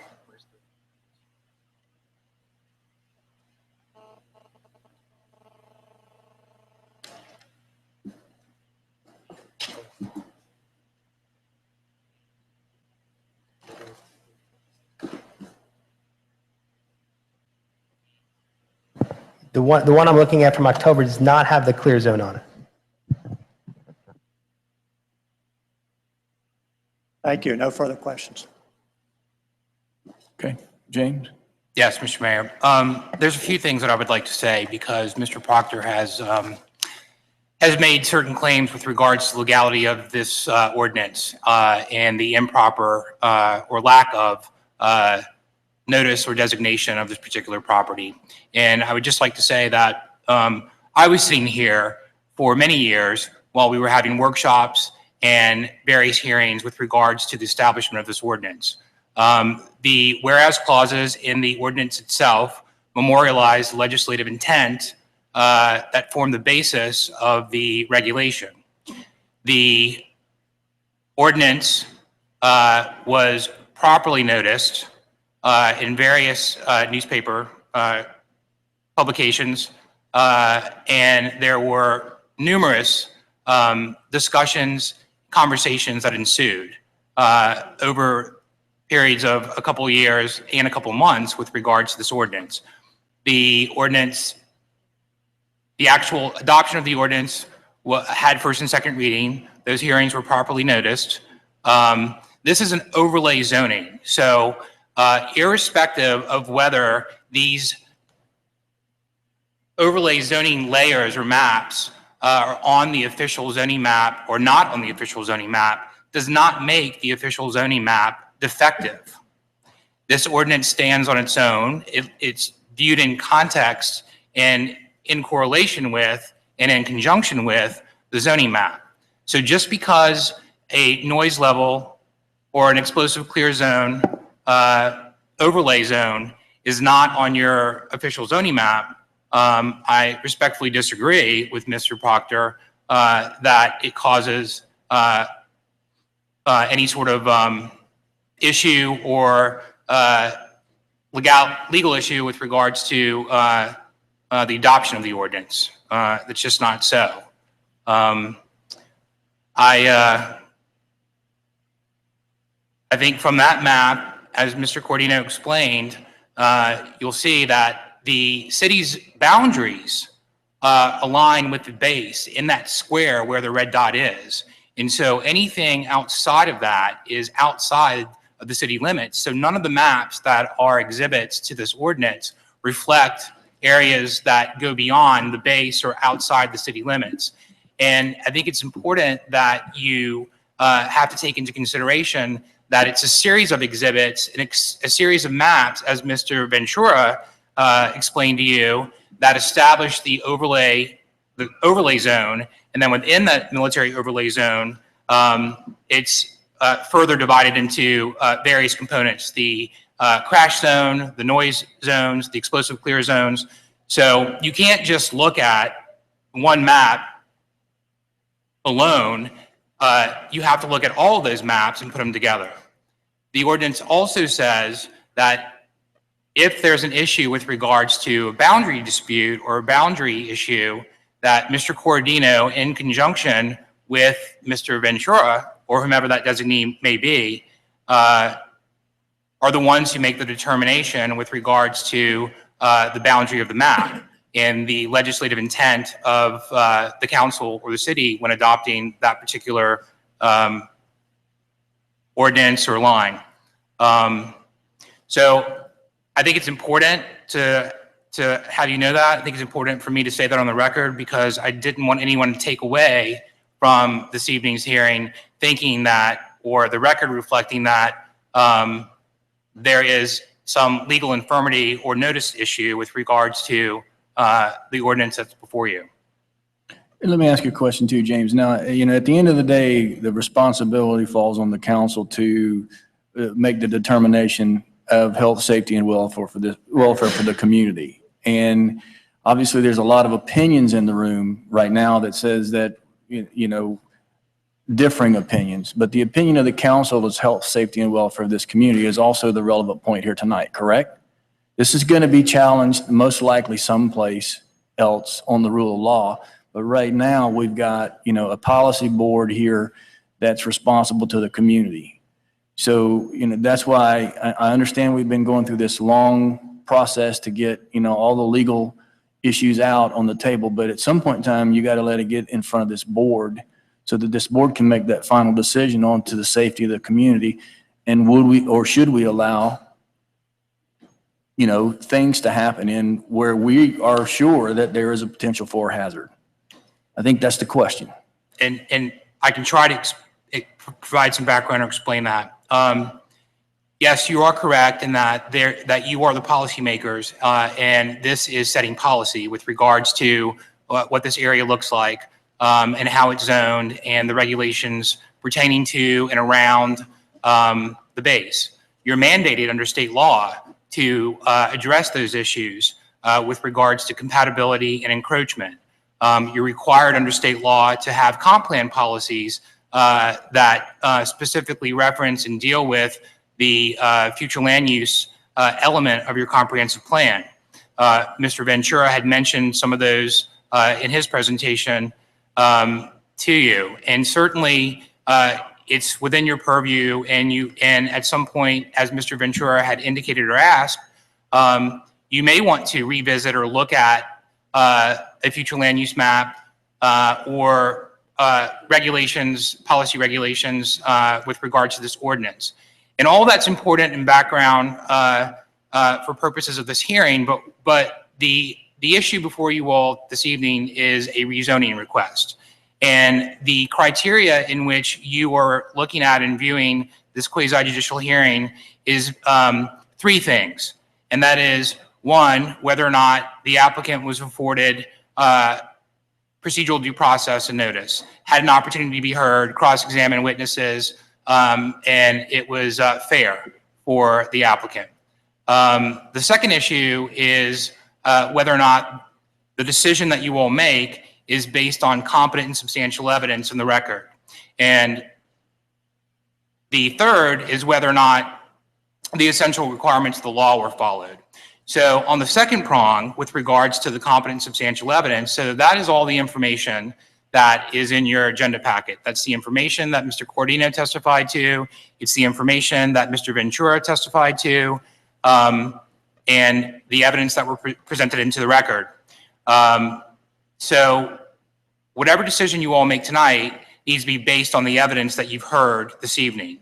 And if there is a challenge by either the base or an affected third party or Mr. Proctor's clients that results from your decision either for or against this evening, a judge is only going to look at the evidence in the record that was created this evening. Nothing else, just that written record that is utilized in making your decision. Any sort of challenge or issue related to constitutionality or a taking, or whether or not your ordinance is legally been adopted or sufficient, that's a totally different lawsuit. That's a totally different claim. That is not part of anything this challenge would result from. So I just wanted to sort of provide the parameters of what you're dealing with this evening on this application. Okay, at this time, I'm going to have to ask for a motion to extend the meeting for up to an hour. We're past the 8:30 mark. Moved in, is there a second? Second. All in favor? Aye. Motion carries. I'm sorry, we've run past the time limit, so want to make sure everything's legal. Mr. Mayor? Yes, sir. Mr. Proctor? I just want to make one comment. I'll read something from it's already in your package. The minutes from the planning board hearing in December of last year, which are in your package. On page 2 of those minutes, and I'll simply read them, Mr. White advised that the applicable zoning district regulations and any overlay districts would apply at the site planning stage, not at the zoning stage. We are at the zoning stage. These issues, although they are in dispute clearly, I presume will continue to be in dispute, certainly as it relates to the base. But your consideration tonight, and I think the reason that staff has supported the application, notwithstanding all of the back and forth, is this statement. The applicable zoning district regulations and any overlay districts, including clear zone, would apply at the site planning stage. Now, if and when we ever come in, or any property owner comes in for a site plan, they will have to come in front of this council. We're not here for a site plan this evening. We're here for a district boundary change. Thank you. Can we close it now? You may, Mayor. If Mr. Proctor has no further comments, no further questions, you may close it, and you can enter into debate and discussion amongst yourselves. And you're certainly able to ask any questions of anyone that's participated in the public hearing this evening, and you don't have to get into a back and forth or no more questions. It's only you as the council asking questions for clarification or of anyone. Okay. I am going to close the public hearing at this time. Questions from council? Is there a motion for approval or denial? Is a motion made for denial by Mr. Burgess? Second by Mr. Shelley. Any final comments from council? Roll call, Madam Clerk. Councilman Shelley? Councilman Roth? Yes. Councilman Burgess? Yes. Councilman Williams? I'm sorry, this no? Vice Mayor Faircloth? Yes. Mayor Porter? Yes. Mr. Williams, the motion was for denial. Did you vote yes or no for No, denial? I'm sorry. Yes, I apologize. Yes, I didn't quite hear it. Yes. You say yes for denial? Yes for the now, yes. Okay. Thank you, sir. We couldn't hear. I apologize. Mr. Mayor, thank you for your attention. Thank you, sir. Tab 14.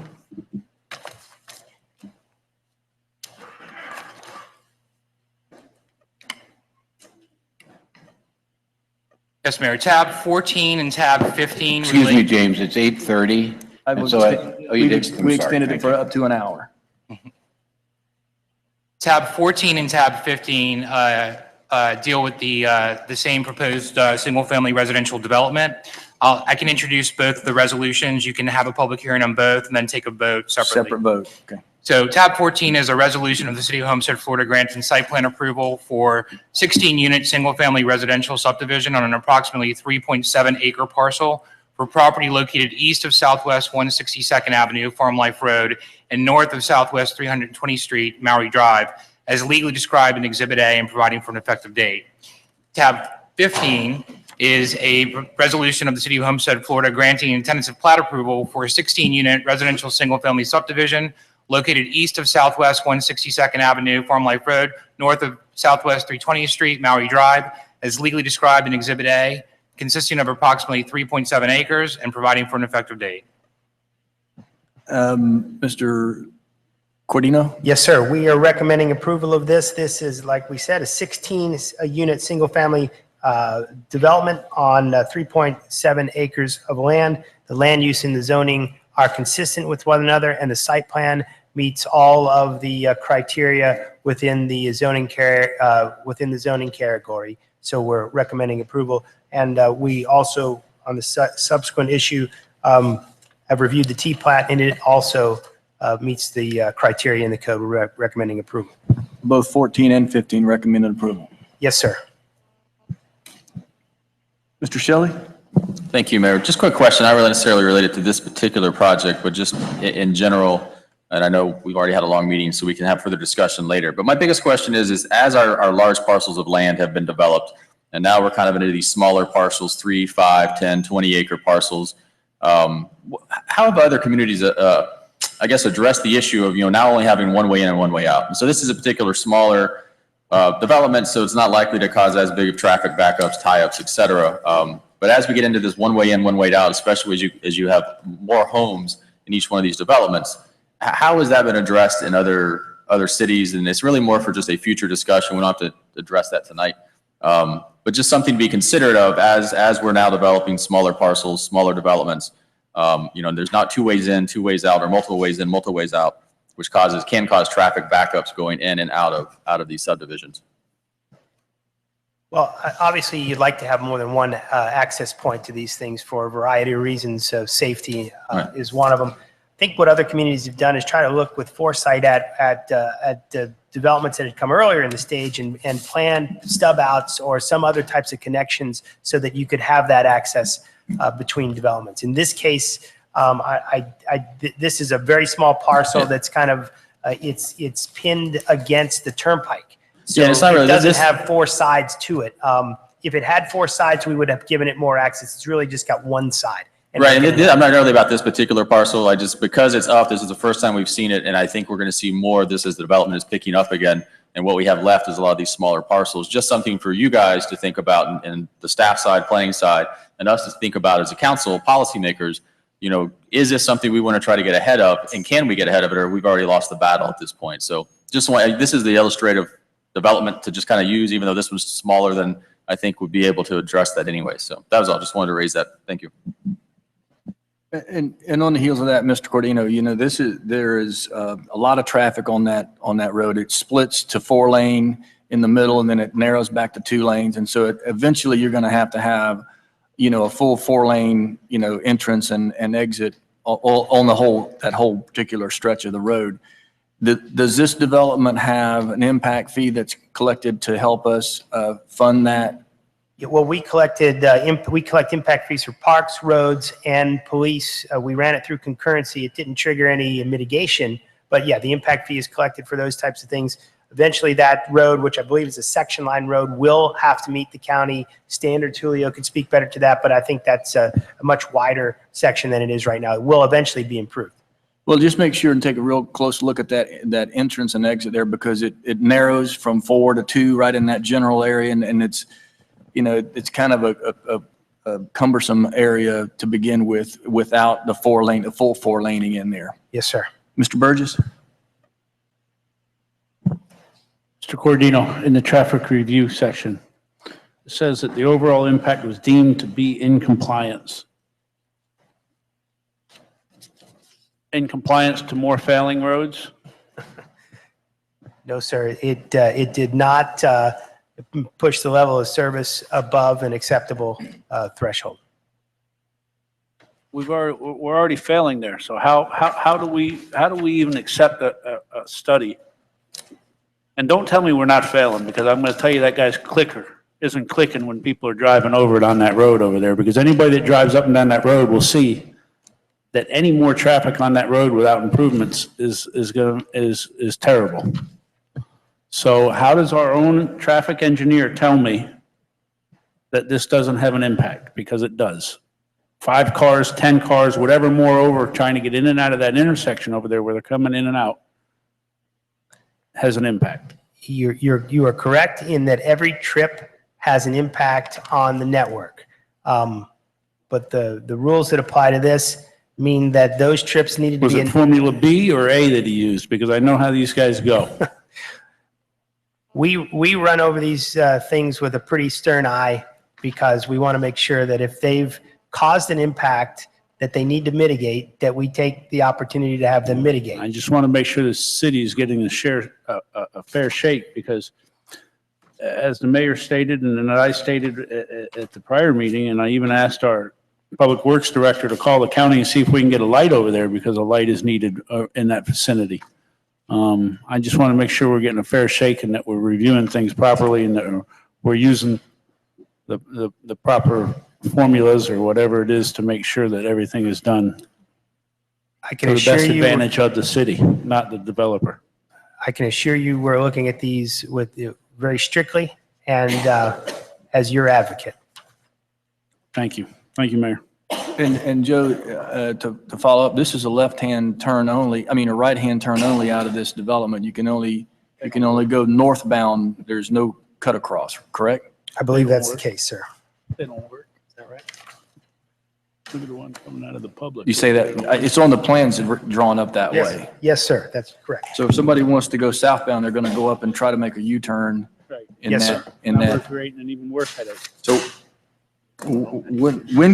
how can we address that? And where's the appropriate time to address that? Because that's, that is a problem. That whole road section is a problem because it merges together in a very tight place. I'd much rather see if we could address that, because I know what they're going to do. They're going to try to go down and make a U-turn, and then the oncoming traffic is, I drive that road every day, and as do a lot of people, but I think we should address that somewhere sooner rather than later. The widening of the road?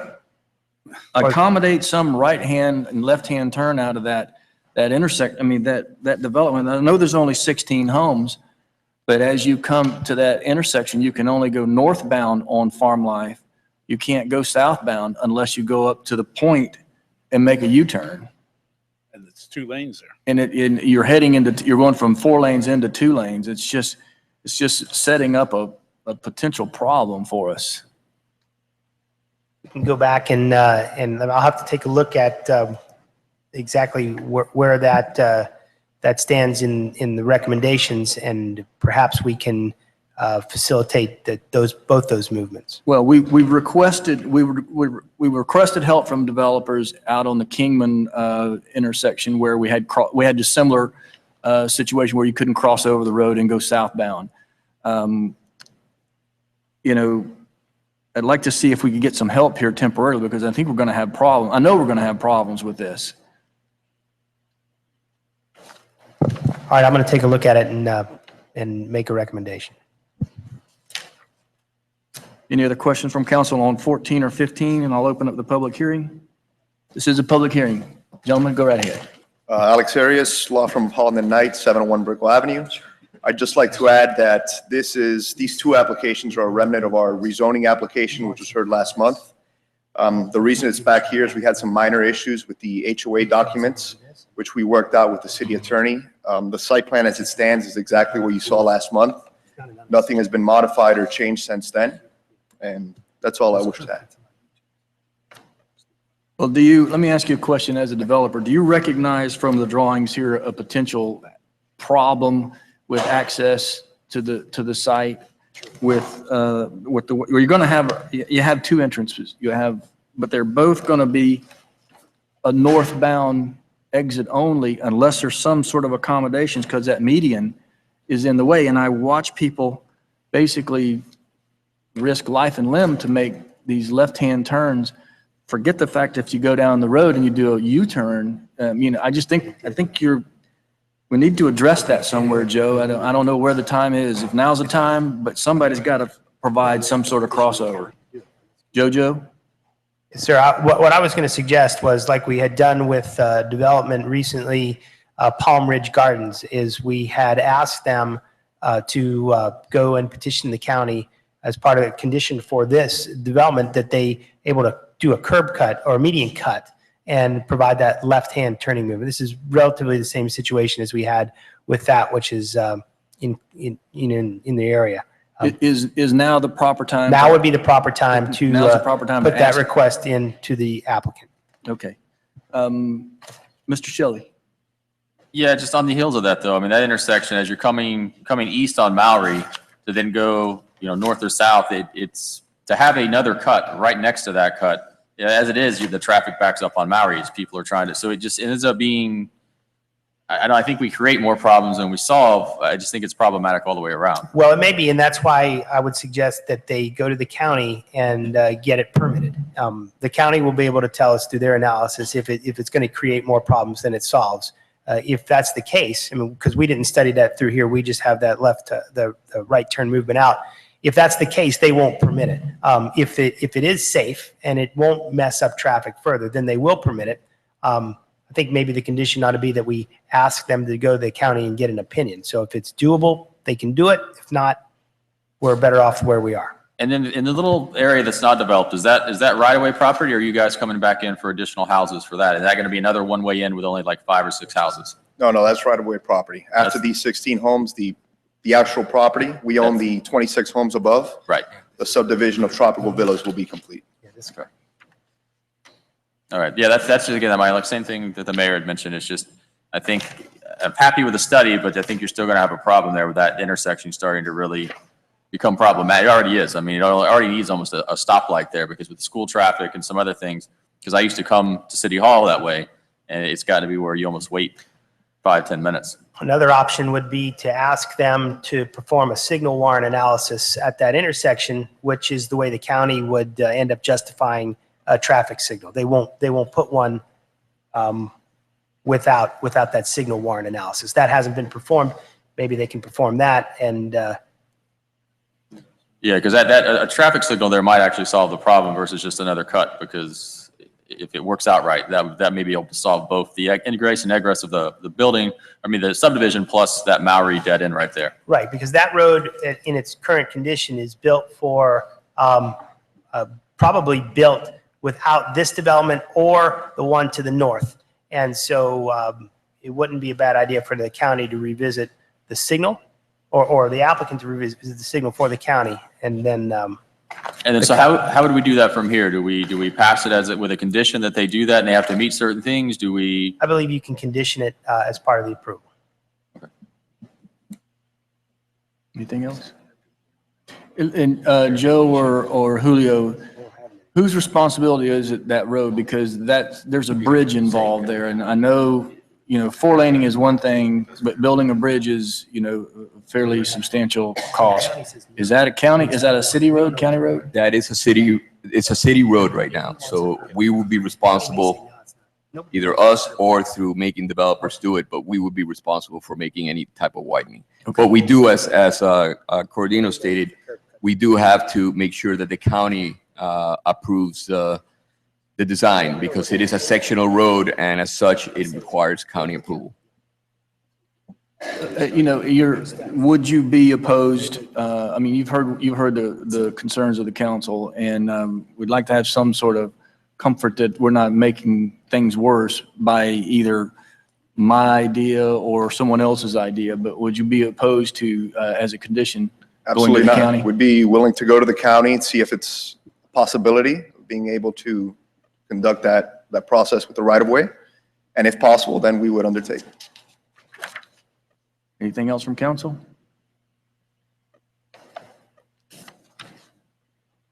This is a public hearing. If you'd like to speak on item 14 or item 15, you're welcome to speak at this time. Seeing none, close the public hearing. Any final comments from council?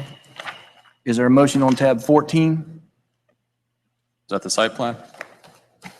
If it's a site plan, I'd move to approve, but then with the condition, I'll have staff help me construct what that condition would be based on the agreement of the applicant. Essentially for the signalization, whatever that requires to have that study done. Suggest the condition would be that the applicant perform a signal warrant analysis, submit it to Miami-Dade County to see if a signal is appropriate at that location. Okay. That's your motion? Yeah, that's my motion. The only question would be, let's say it comes back as no. then where are we in this process? Because now we've conditionally, on that one condition, they go through that process, the answer is no, and then, I believe the condition is only ask them to perform the analysis. We can't necessarily predict if it is warranted or not. So it's not that the signal gets built, it's that the analysis gets done and the county can decide whether that somebody would put in the signal or not. We're also, I'm not contemplating asking the applicant to install the signal because that's over and above their impact, but we need to know if one is warranted. okay, all right, thank you. So your motion is to approve tab 14 with that condition of a signalization study? Yeah, the signalization study for sure. I mean, I think it's still for you guys to debate and figure you want to add some additional requirements to that motion. For me, the ultimate goal is to solve whatever traffic problem we might could foresee and try to get ahead of it if at all possible. And the answer may be it may not be possible, but so at least at a minimum, my motion is for the signalization study. Okay. Is there a second to the motion? It's seconded, properly seconded. Any final comments or discussions or debate on tab 14? Roll call, Madam Clerk. Councilman Burgess? Councilman Roth? Yes. Councilman Williams? Yes. Yes, you said yes. Yes. Councilman Shelley? Yes. Vice Mayor Fairclough? Yes. Mayor Porter? Yes. The motion carries. Tab 15, is there a motion on tab 15? Is there a second? Moved and seconded. Any other comments? Roll. Mr. Roth? Yeah, I just want to be clear as to this traffic thing. If the traffic survey or study comes back and it's recommended that the county doesn't need a traffic signal there, what is our next step to protect that roadway there so that it's bad enough? You've heard it enough times up here. The traffic's bad enough over there. What's protecting us so that the residents of that area, if they're heading southbound on 162, have access to turn left into their community? At this point, they don't have that. Coming north, going up, making a U-turn, and southbound, they'd have to go south, make a U-turn to come back up to get into their community as well. So I just want to be 100% clear that somehow there's going to be a cutout in there so left and right-hand turns can be made into and out of their community. And Mr. Roth brings up a valid question. Now, there's an impact fee that's collected on this development. It may be small. You said it's certainly not large enough to be able to pay for an intersection, a traffic signal. But could it be enough if we as a city decided, because it's our roadway, to go in there and do some curb cutting or some modifications to that little small strip median that's currently in place? Well, I don't know what that cost, but I do believe that a curb cut, a median cut isn't a very capital intensive item. It's removing the concrete and asphalting it to the proper design widths, the striping, pavement markings, those types of things. What it would take is a traffic analysis to an operations analysis to determine if it was safe, if the curb cut was too close to the intersection, downstream or upstream, that may cause a danger or in some other way mess up traffic. And those are things I think that the counties would be able to tell us. So to Mr. Roth's question, have we put enough in this to get that done? I don't know the answer to that question. I don't know what it costs to do that. So, and we collect the impact fees at the time of building permits. And I would have to do a calculation on what that would be. So currently the motion that passed was for a signal. A signal warrant analysis, yes, sir. Okay, it was not for a curb cut. Not for the curb cut. Okay, so where would we apply that? I would believe that you would insert that as a condition as well, like we did on the Palm Ridge Gardens, and ask them to analyze and then implement a curb cut if warranted. Here on this ordinance? Yes, sir. Okay. There was a motion. Was there a motion? Yeah, I'm sorry, Mr. Burgess. Mr. Burgess? Thank you.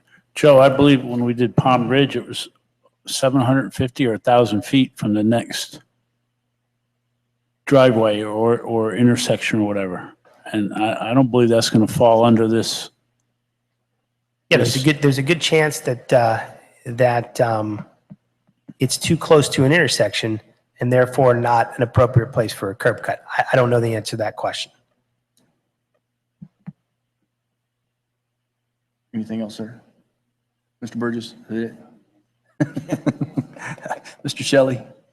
So if we do the condition, this condition, this new condition for the curb cut on the tentative plat, or would we need to do a motion to reconsider the last one and No, then add it? I'm sorry. You guys, I would do it on the site plan. I didn't mean to do it on the Right. tentative plat. Because we've already voted, so we need to do a motion for reconsideration.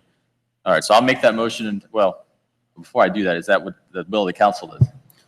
Mr. Roth brought up a valid question as to U-turns, and in order to get some clarity to him, where is the appropriate place to apply that question? Okay. Here or, as you suggested in the previous.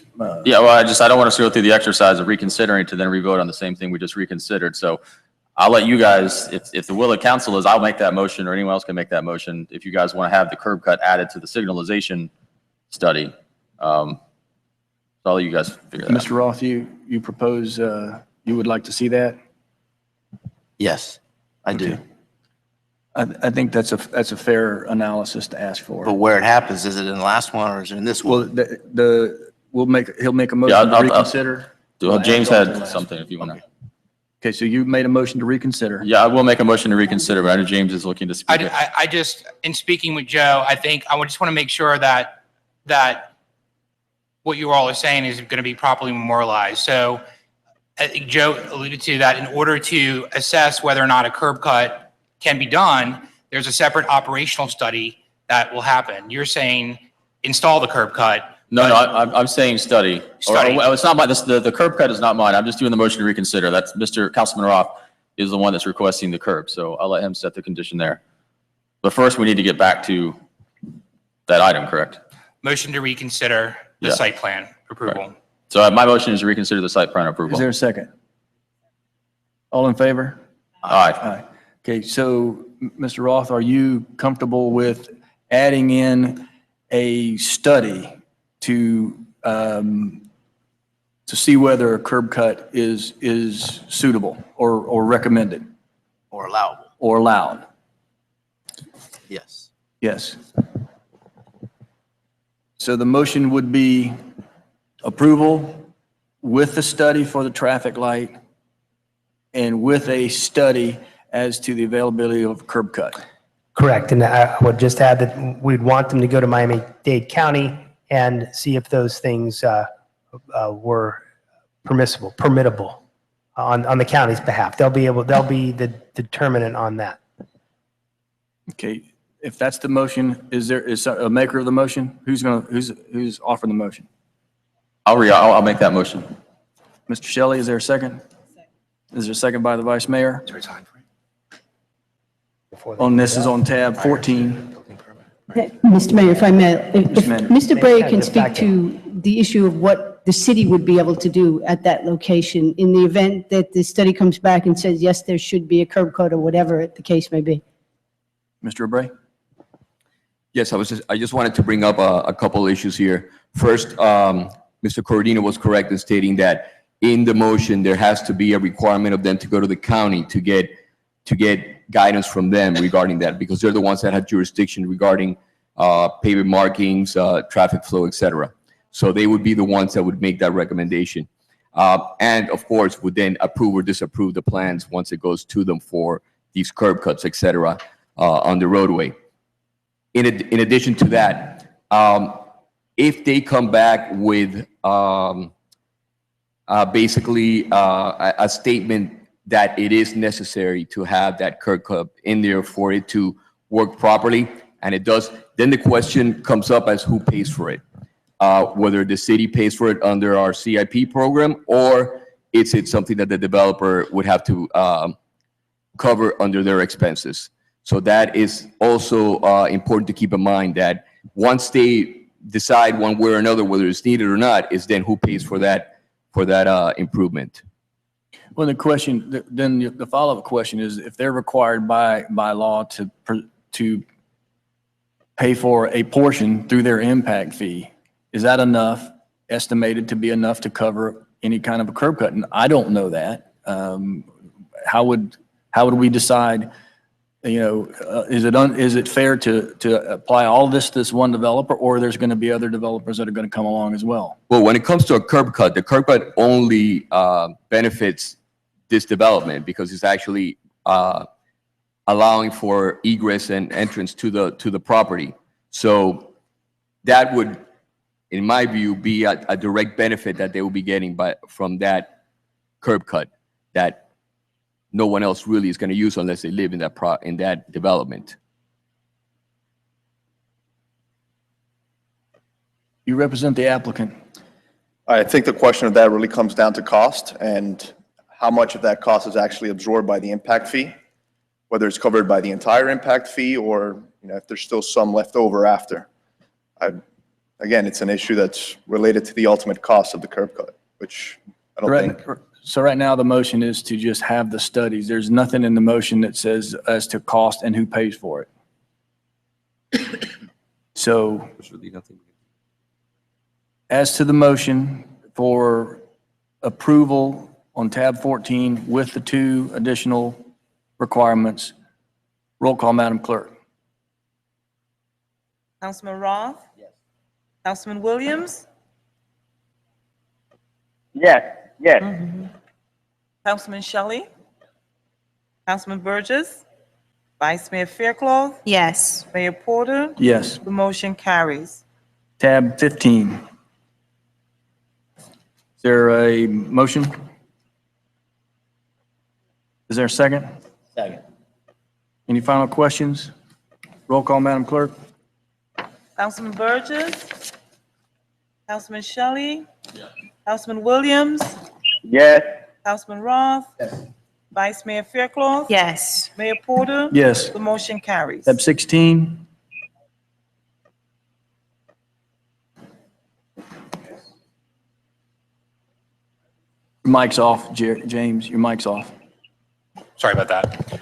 Tab 16 is a resolution of the City of Homestead, Florida, granting site plan approval for a paint weathering testing facility with a 1-story pre-manufactured 3,688 square foot office structure, 5,090 paint tile racks, and 12 parking spaces on an approximately 10-acre parcel for property located at the southeast corner of Southwest 192nd Avenue and Southwest 328th Street, is legally described in Exhibit A and providing for an effective date.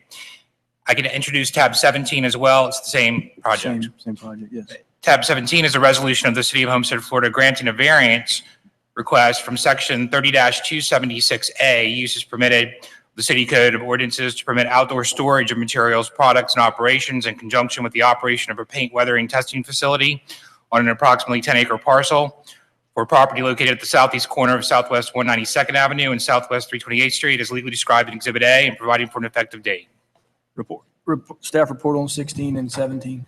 Yes, sir. We're recommending approval of this. Like we read, it is a paint weathering facility of approximately 3,600 square feet.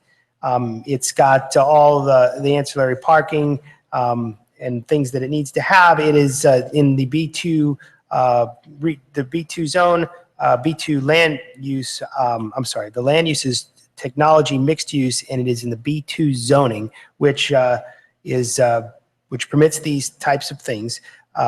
The site plan is consistent with all the criteria in the zoning code.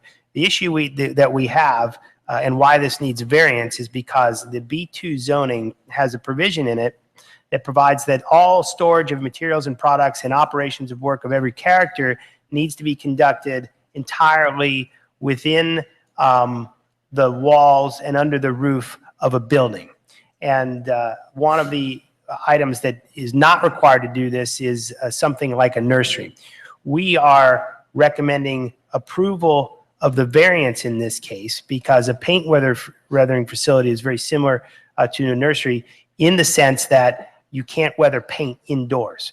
So while it's a permitted use in the district, you just simply would be foolish to build an indoor paint weathering facility. I don't think you'd accomplish your goal there. That's why we're recommending the variance approval on this one. And there's a facility just to the south of that that's exactly the same. Yes, sir. Okay. Mr. Shelley, then Mr. Burgess. The original purpose, I guess, of the ordinance wasn't it to kind of control was that when, did it come about during the recycling center booms and junkyards? Is that where this kind of came in from? It's a combination of a handful of things. So it comes from the issue we had with the recycling and putting things behind walls. Right. It comes from the issue of outdoor storage where merchants in the B districts were taking various things for sale and leaving them in the front of their facilities and those types of things. So, Okay, all right. Yeah, because I guess the original way the question was going to go was wondering whether or not we should look at possibly amending or looking at this overall, but which I'm happy to do, but it also seems like there's so many different nuances that could or could not apply, or would make sense or not make sense, that maybe the variance option is still the best. But I know, because we have this coming up with the car dealership, and we have some others that would seem like, in addition to the nursery, maybe expanding that nursery list to others that we know we are already accepting of not having to have behind a wall or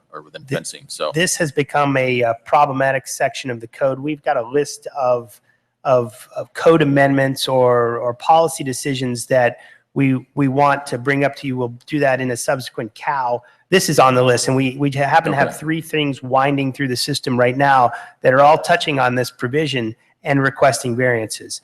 Okay, so there you will see, potentially you will bring something to us at one of the upcoming COWs to maybe address this globally versus on an independent basis? Yes, this needs to be clarified. It's causing some issues. Okay, thank you. Thank you. Mr. Burgess, no. Any other questions from council on tab 16? I'll open up the public hearing at this time. Welcome to speak. Good evening once again, council members. Alex Arias, Hall in the Night, 701 Brickell Avenue. I'm representing the applicant Lucy Street Commercial LLC. I'm joined today by my colleague Mike Freire, project manager Bill Chalmers, and Frank Lawson of Exalta. This applicant has entered into a 10-year lease with Exalta Coating Systems, a 145-year company and the leading producer of paint coatings for vehicles. As such, this current application seeks site plan approval for a paint testing facility and a variance to permit outdoor storage of materials, in particular the paint testing racks, which will be housed outside. We must highlight that there will be no production of paint or coating materials whatsoever on the site. The function of this facility is really to expose the paint tiles outside to the natural elements for an extended period of time and see the effect that it has on it. So literally, Exalta will be watching the paint dry on the site. That's the full function of this. As mentioned by staff, we've worked closely with them and we have their favorable recommendation. We also had a favorable recommendation from the Planning and Zoning Board. I have a full presentation prepared, but for the sake of time and if you desire, I would respectfully request approval of this. Okay, thank you. We've got another gentleman here. Yes, you're welcome to come forward.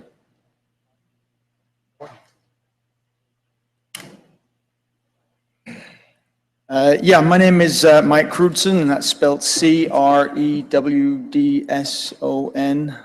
just to make sure it gets spelled correctly because it usually isn't. I'm the general manager of QLab, the paint weathering site just to the south of that, as you mentioned, 1005 Southwest 18th Avenue. And I can't think of any reason why you wouldn't allow this site in. We've been there for 16 years. I don't think we've had any issues. We're a very clean operation. And very good for the environment. It is the cleanliness that I'm here to address tonight, in that what I would like to ask is that the developers here get in contact with us about some construction dust mitigation measures while they're building this property or while they're developing this property. We need to maintain the cleanliness of our site, which is adjacent to the suggested property here. And I'd like to make it sort of contingent that we get something from them in terms of satisfying our needs to make sure that our site stays clean while they're doing the construction. And that's all I'm here for. Thank you, sir. Mr. Burgess? Just so I'm clear and the applicant's clear, sir. Hold on. What are you looking for?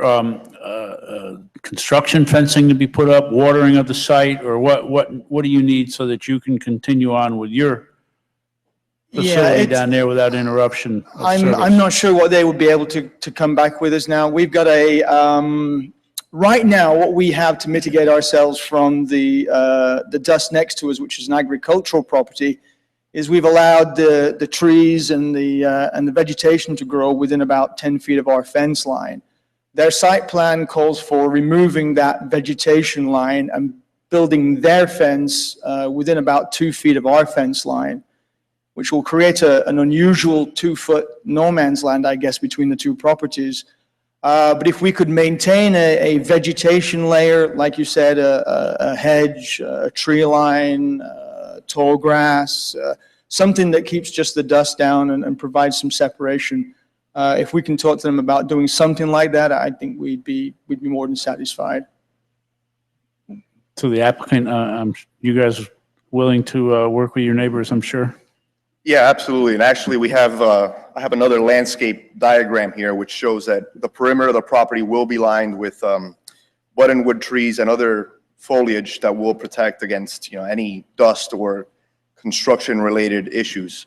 So they're going to be put in prior to your build-out of your facility? Well, it was going to happen regardless of the build-out. We were going to actually landscape the perimeter to actually reduce the impact of the racks on the neighboring community. That way, all you would really see is a nice landscape. And it also has a chain link fence that runs with the landscaping that would run along it. And with respect to the actual construction that's going to be undertaken on the property, it's a prefab 3,688 square foot building, which is really centered on the middle of the property. It's about 400 feet from the abutting paint testing facility to the south. Other than that, it's really the paint tile racks, which is, a metal post that holds up the racks. So we don't see any real debris coming from our construction of the property. Okay, thank you. Thank you, Mayor. Okay, this is a public hearing. You're welcome to come speak at this time. Any other questions from council on tab 16? Close the public hearing on tab 16. Is there a motion? Moved and seconded. Roll call, Madam Clerk. Councilman Shelley, Yes. Councilman Burgess, Councilman Roth, Yes. Councilman Williams, Yes. You said yes. Vice Mayor Fairclough, Yes. Mayor Porter. Yes. The motion carries. Tab 17, variance. Is there a motion? Is there a second? Final comments, questions, roll call, Madam Clerk. Councilman Burgess, Councilman Roth, Councilman Williams, Yes. Councilman Shelley, Yes. Vice Mayor Fairclough, Yes. Mayor Porter. Yes. The motion carries. Tab 18, Yes, Mayor, that concludes your quasi-judicial. Moving into your legislative matters. Tab 18 and tab 19 both pertain to the same proposed development. They are two separate future land use map amendment requests. I can introduce those ordinance titles, read them, and you can have a public hearing and talk about them collectively. First reading, tab 18 is the first reading of an ordinance of the City of Homestead, Florida, amending the comprehensive plan future land use map designation of an approximately 19.8 acre parcel from heavy commercial use to medium density residential use for property located west of Southwest 169th Avenue between Southwest 344th Street and Southwest 340th Street as legally described in Exhibit A, authorizing transmittal, providing for conflicts, severability, and an effective date. Tab 19 is the first reading of an ordinance of the City of Homestead, Florida, amending the comprehensive plan future land use map designation of an approximately 34.3 acre parcel from light commercial use to medium density residential use for property located northwest of the corner of Southwest 167th Avenue and Southwest 344th Street, as legally described in Exhibit A, authorizing transmittal, providing for conflicts, providing for severability, and an effective date. Joe, anything from staff? Yes, sir. We're recommending approval. This is a companion item to the site plan that we brought forward earlier in this meeting. Again, to make sure that the land use and the zoning is compatible, they needed to change from the heavy commercial use on one site and light commercial use on the other to the medium density residential use. The land use and the zoning is consistent, and we're recommending approval of both of these. Questions from council?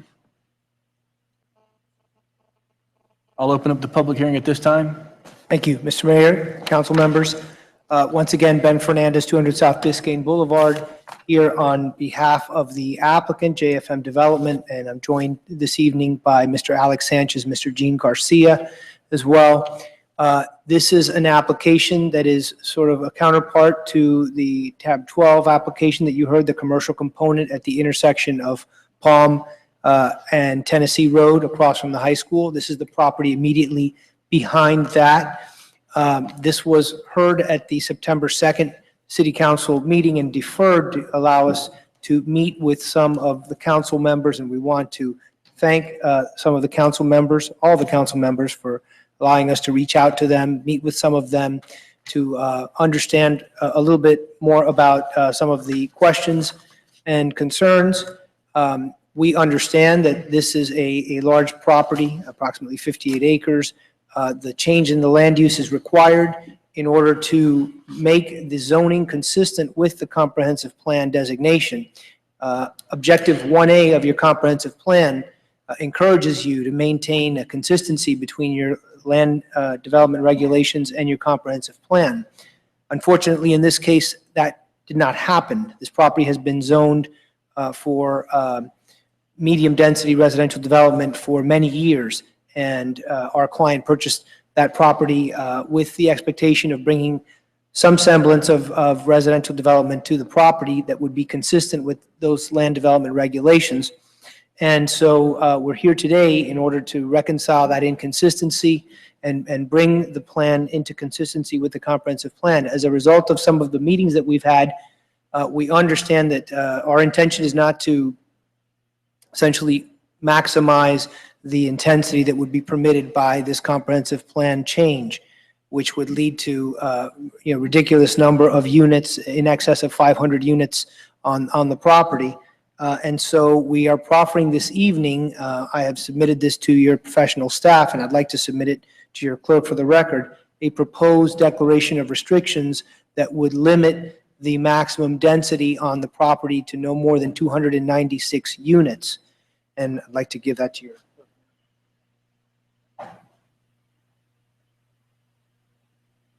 This would ensure that the density on the overall property would remain in the vicinity of 5 to 6 units, certainly less than 6, and around 5.5 units to the acre, which we think would be appropriate and would lead to a development that would be compatible with some of the other multifamily development that you have along Palm Avenue and Keys Gate, the Shores, Keys Landing, to the west of this property. Would also be consistent with, of course, the proximity of the high school to this site. We think that it makes sense to bring residential development in particular, to the high school area and to take away the potential noxious uses and incompatible uses that the heavy commercial land use designation that you have now, over 20 acres, approximately 20 acres of that could bring uses that would be incompatible with residential and the high school. Of course, we have your professional staff recommendation. We'd ask you to support that, and we're here to answer any specific questions that you have. We'd like the opportunity to bring this back to you for site plan approval, where you can take a better look at what we have in the works, and that we'd like to meet further on with staff.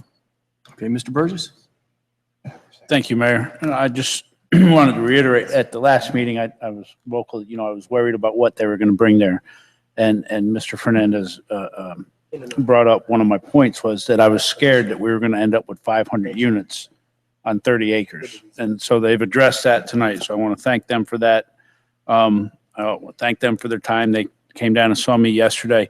The product that they're offering is not the cookie cutter that we've seen, or at least what they're proposing as of today is not the cookie cutter. So my views have changed a little bit on this, and that with them limiting the amount of units they're going to allow, and with the product that they're offering, it's a little bit, it's above where we've been on some of the other products or projects that have been offered here in the city. So my views have changed, and I'll be able to help them, to give them a vote of yes tonight. So I just, with the work that they've done and that, they've gained my confidence with a good product over there. So I just wanted to state that on the record. All right, sir, thank you. Vice Mayor? Yes, thank you, Mayor. My concern with this item was the quality of the product that will come to the community. And as a result of the meeting that I had with you as well, I feel a bit more comfortable with the product that you have proposed to bring to the community. I would just respectfully request that you follow through on that and not bring us back something that we wouldn't all be proud of to come into the Homestead community. So at this point, I'm very comfortable with moving forward with this, considering the quality of the product that you have proffered. Thank you. Thank you, Vice Mayor. Any other questions from council? Any other public comment? Seeing none, I'll close the public hearing. Any final comments from council? Is there a motion on tab 18? Is there a second? Second. Roll call, Madam Clerk. Mr. Mayor, I'm sorry, just for clarification purposes, is that motion and second with the applicant's proffered declaration of restricted covenants maximizing the density to 296 dwelling units? Yes. You're the maker. You, with that covenant, second with the covenant? Yes, absolutely. Yes. Thank you. Roll call, Madam Clerk. Councilman Williams? Yes. Councilman Roth? Councilman Shelley? No. Councilman Burgess? Vice Mayor Fairclough? Yes. Mayor Porter? Yes. The motion carries. Tab 19. Is there any questions on tab 19? Same. This is a public hearing. I'll open up the public hearing at this time. Mr. Mayor, if you have any questions, we're here to answer them. Okay. Any questions from council? Close the public hearing. Is there a motion? Move it. And moving a second. Now, this carries James, this carries the same, Yes, the applicant has proffered this declaration that would cover the acreage under both future land use map amendments. okay. And that's part of the motion. Correct? Correct. Okay. Yes. Any final comments? Roll call, Madam Clerk. Councilman Williams?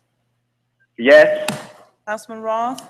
Yes. Councilman Burgess? Yes. Councilman Shelley? No. Vice Mayor Fairclough? Yes. Mayor Porter? Yes. The motion carries. Tab 20.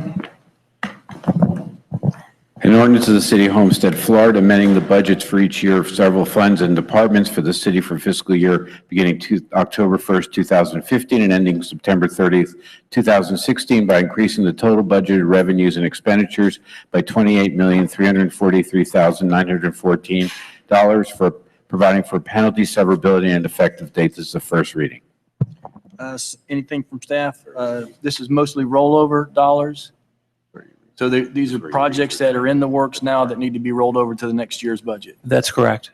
Okay. Any questions from council? Tab 20.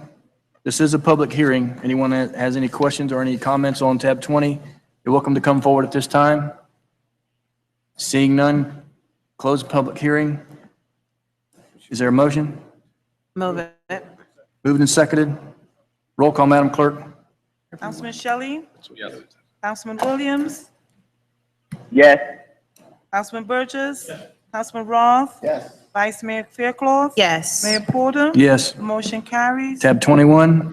An ordinance of the City of Homestead, Florida, amending Section 28201 Water and Sewer Deposits of Article 11 Deposits, amending Section 28219 Water Reconnection Fee, Tampering Fee, Article 8 Billing, amending Section 28254 Reconnect Charges, and amending Section 28255 Electric Deposits of Chapter 28 Utilities of the City Code, providing a uniform fee for reconnection of water and electric service, providing for a waiver of utility account deposit requirements for honorably discharged members of the military, providing for severability, conflicts, inclusion of the code, and effective date.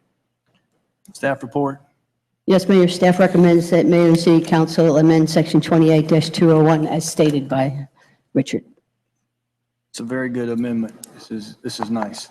Levels things out. Thankfully, that's good move. Questions from council? Mr. Roth? Yeah, I've had to deal with this before with tampering charges. And I just want to make sure that if we're going to accuse someone of tampering with a meter, whether it be electric or water, that the meter be properly secured with a proper lock. It used to be they would wrap tie wraps around the water locks and anybody could open those up and use that water service. and charge that unit owner for tampering. So just for the record, I'd like to see that proper locks are used so that we don't have to listen to residents call and complain about tampering charges that they have no control over. Yes, we can follow up on that, Councilman Roth. And Catherine, if you want to speak to that, the locks at this time. At this time, what we're doing is sealing the meters the same way we seal the electric meters. We place a red or blue seal which designate whether it's on or off. We only lock in the event that there's tampering.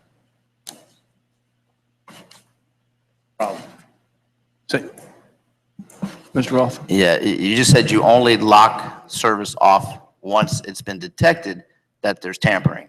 Yes. That's correct. That's correct. What we do now is we just seal the meter, and it's not a tie wrap, it's an actual seal, similar to what we put on the electric meters. That's for electrical. What about water service? We're putting that on the water services now. Okay, but you said after the tampering has been determined. That's when we would log the meter off. Okay, that's where the problem ensues, is that if we're not properly locking off service at disconnection time, and somebody uses that and I'm going to use this as in a condominium association or a townhouse situation where they know that unit's vacant and they're using that water to wash their car, and the next guy comes along and there's a tampering charge assessed to that unit, you'll only make that determination after you've discovered it being tampered. What I'm suggesting is that we lock it off at disconnect so that we don't have to field calls from owners who are being charged for tampering charges when they may even live out of state and have no control over the water service themselves. That's something we're looking into because the difficulty is finding a suitable lock for the electric meter. We've been looking at the company who supplies the meters to us, and they've been giving us recommendations in regards to how we can lock up those type of meters.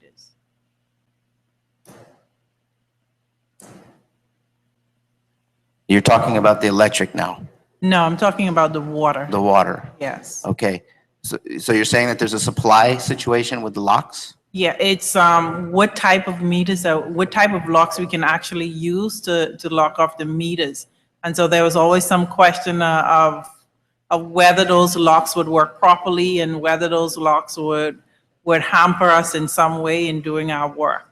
The biggest issue seemed to be with whether we would be able to get access to the reading, and meaning a manual read as opposed to an electronic read.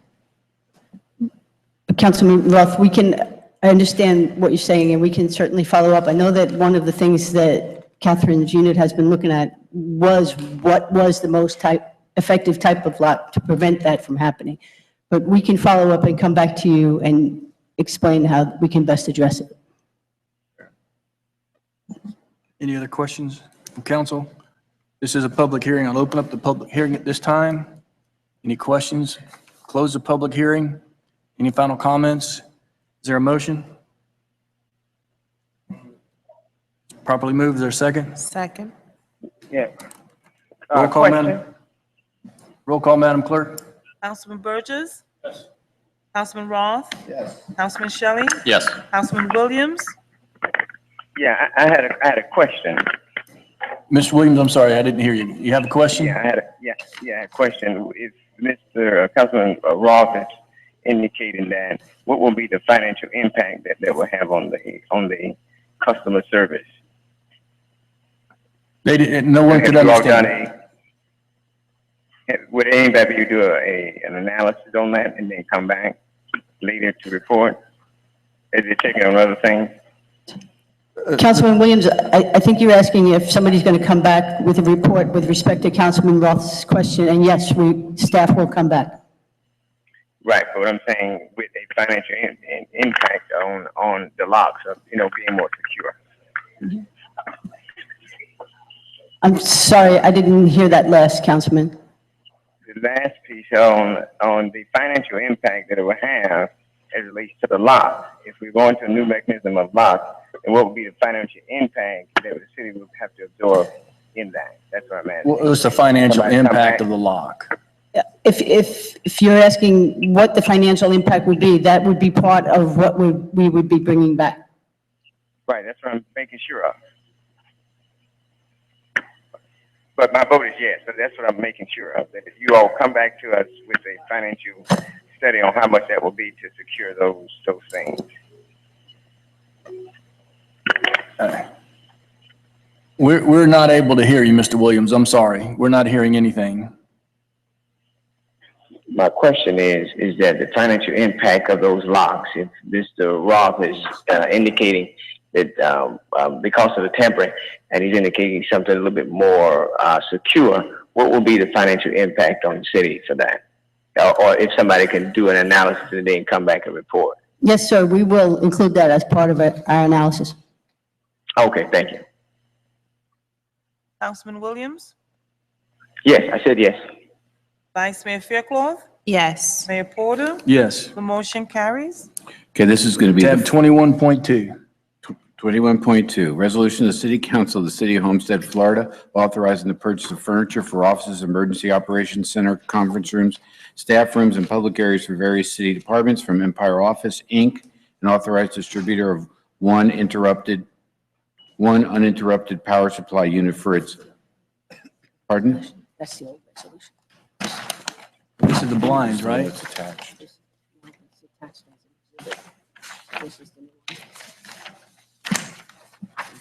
Got it. Sorry.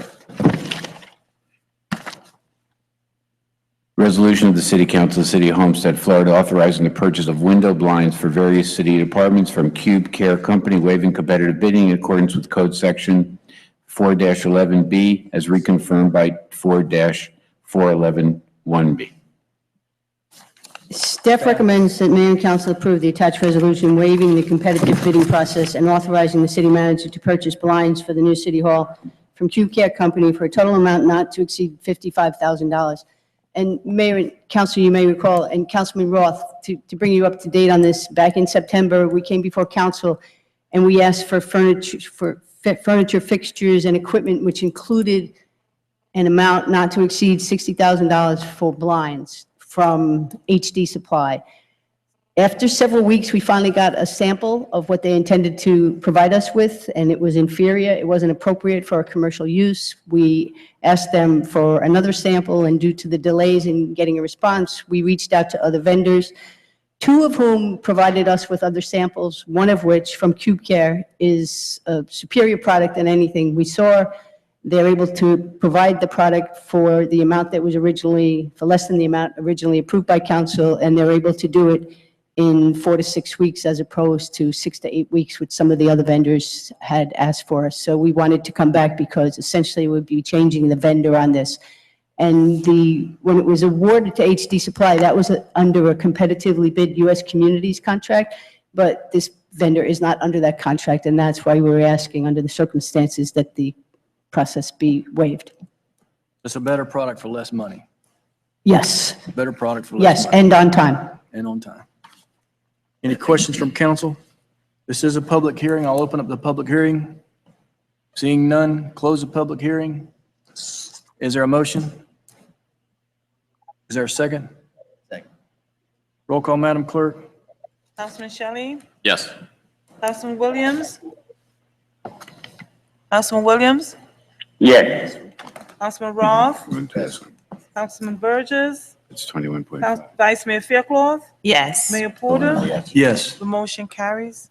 21.5 is the resolution. Resolution to the City Council of the City of Homestead, Florida, determining that the attendance of the mayor and city council members at certain events serves a valid public and vital public purpose, authorizing distribution of event tickets, providing for implementation, providing for an effective date. Staff report. Yeah, the report on this is at a prior meeting, you asked the manager and I to talk about this issue that comes up regarding tickets and for events within the city that this council feels very strongly serve a public purpose, and that because of recent rulings from the Ethics Commission, you're prohibited from either going or taking your significant other or spouse with you to these events. And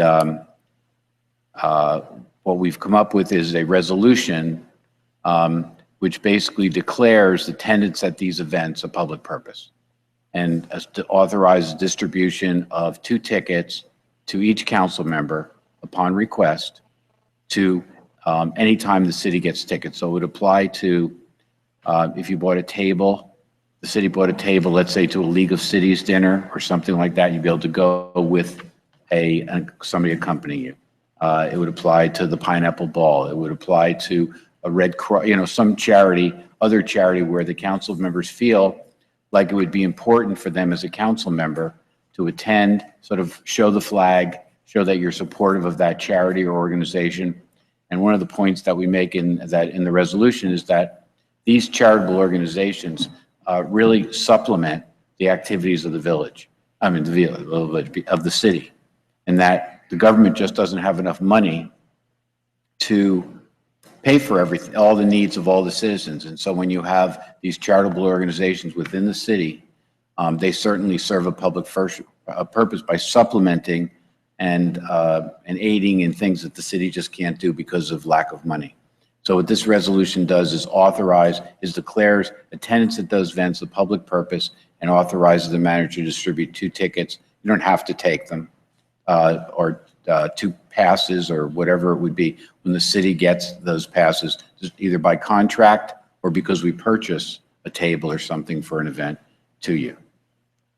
And I notice in this, you back up this with some case law. Right.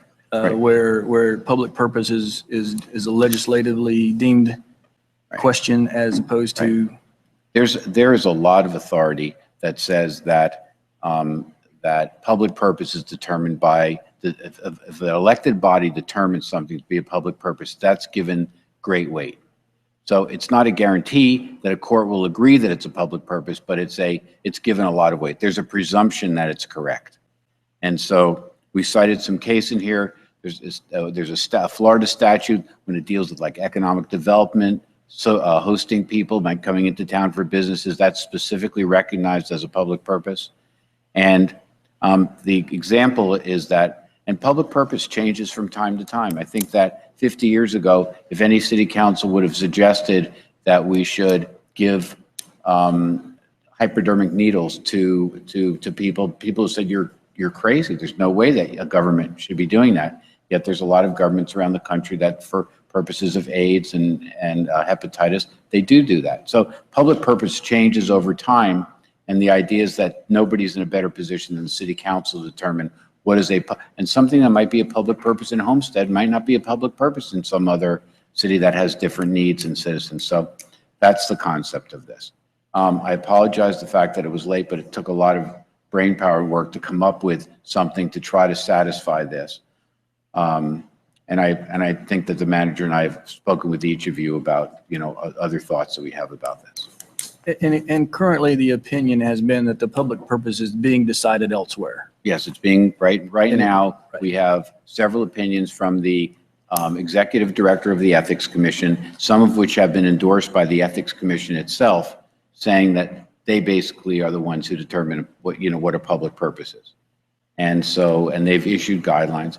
And basically this is taking a position that the council should make that determination. And I've talked with each of you of what I think will happen from here, but there's really no telling. It doesn't require anybody to take any tickets at all if you don't feel comfortable with it. It just provides authorization. But it just sets up the question as to who decides public purpose. And you backed in this ordinance, you stated case law. What we do here basically is we say that, again, in sort of 2 different categories. One is charitable, where, when we have the Pineapple Bowl, which supports the program for children. I mean, the council is basically determining that those kind of events in the city, whether they be a big event like that or a smaller event, is a public purpose. And it doesn't come back to the council on an individual basis. It's just that those type of events are public, they serve a public purpose in Homestead. Any questions from council? Mr. Shelley? Yeah, I guess in principle, I agree. I think that this council as policymakers has the ability or should have the ability to determine what is and what is not a public purpose versus having somebody who has no clue what the impact is of the event or of the function making that determination. So I support that. The only concern that I have is just kind of the late nature of receiving the resolution, having it kind of on the dais at the last second versus being in an itemized agenda, having a chance to look at it. I have one or two concerns about some of the language as it's drafted. I'd like to have a better chance to have a discussion with the attorney before I had to make a decision or a vote on it. So that's my only concern about having to force a vote tonight on this particular item, as I personally would prefer to have a little better opportunity to review it and ask some questions of the attorney before I have to weigh in on it. And clearly this is, this is open for discussion. It's just that at this particular point, there's been a position taken by others that has basically said, we can't decide what's important for us to do in our community. This is not to say that any of us are required, like you said, if you feel like in your mind it's not a public purpose and you don't want to, or take your spouse or significant other with you, certainly you don't have to. But I think at some point in time, there are a lot of things that we all do individually that are public purpose that currently we're not going to be able to do based on the information that's been provided to us by the ruling body. This is questioning, this is in my mind questioning their ability to question our ability to decide public purpose. And it is, obviously we know we've all got commitments come race weekend. We've all got commitments for things tomorrow night. We've got commitments for things all through this holiday season. And to not propose this to this body, really, we're going to have to make a decision on this some point in time. Tardiness of it is because it was, Richard and the manager knew we were under the gun, because if you recall, last year's ruling is different from this year's ruling on what we were able to do or not able to do when it comes to how we participate at Homestead Miami Speedway, which is a signature event for this community. If they had rendered the same opinion that they did last year, everything would be fine. We wouldn't be in this situation. But we've got to get some clarity, and we've got to find some common ground that recognizes the fact that as we are legislators for this community, we should have some right to make a decision and be supported or not supported by our community. But our community expects us to be at these things, and I think we've got to find some common ground where we can move forward and not be afraid of going to an event and constantly being worried about, well, what's their opinion going to be this week? What's their opinion going to be next week? That's the problem. If they would be consistent with an opinion, it would give some clarity to us, but there's an inconsistent approach to opinions when it comes to how we are able to do our jobs as public servants, as representatives for the community, as legislators. And this is a step in the right direction. It may not be the right thing, but I think we have to propose it to ourselves first and then see if it's the question that we want to move forward with. So as to the tardiness, Mr. Shelley, I agree. But had it not been for the fact that the rules changed in a tardy manner to us when it comes to approaching race weekend for us as leaders, we wouldn't have to do this. But, unfortunately, we are where we are, and it's absolutely totally the call of the council to postpone this, to pass this, to not adhere to any of this, but it just is one opportunity for us to stake the fact that we feel differently about their approach and their opinion. So it's totally up to the body. So here we are. Is any other questions or comments from the council? It's a public hearing. No, Mayor? Mr. Williams? Yeah, I totally agree with the position in which everybody is, what you are explaining, and that is the best recourse of action, because as you stated, the rules have changed, and I think I know for me myself, I'm not going to be able to, what we determine to be public, our public purpose for our residents, or those who could be coming in to look at Homestead to perhaps bring their businesses here. And I think that sometimes with what the rendering of they came down with was just kind of harsh. And so I hardly agree that we ought to take some kind of public position on what is best for us in Homestead and that public purpose. So I definitely agree with that. Thank you, sir. Mr. Burgess?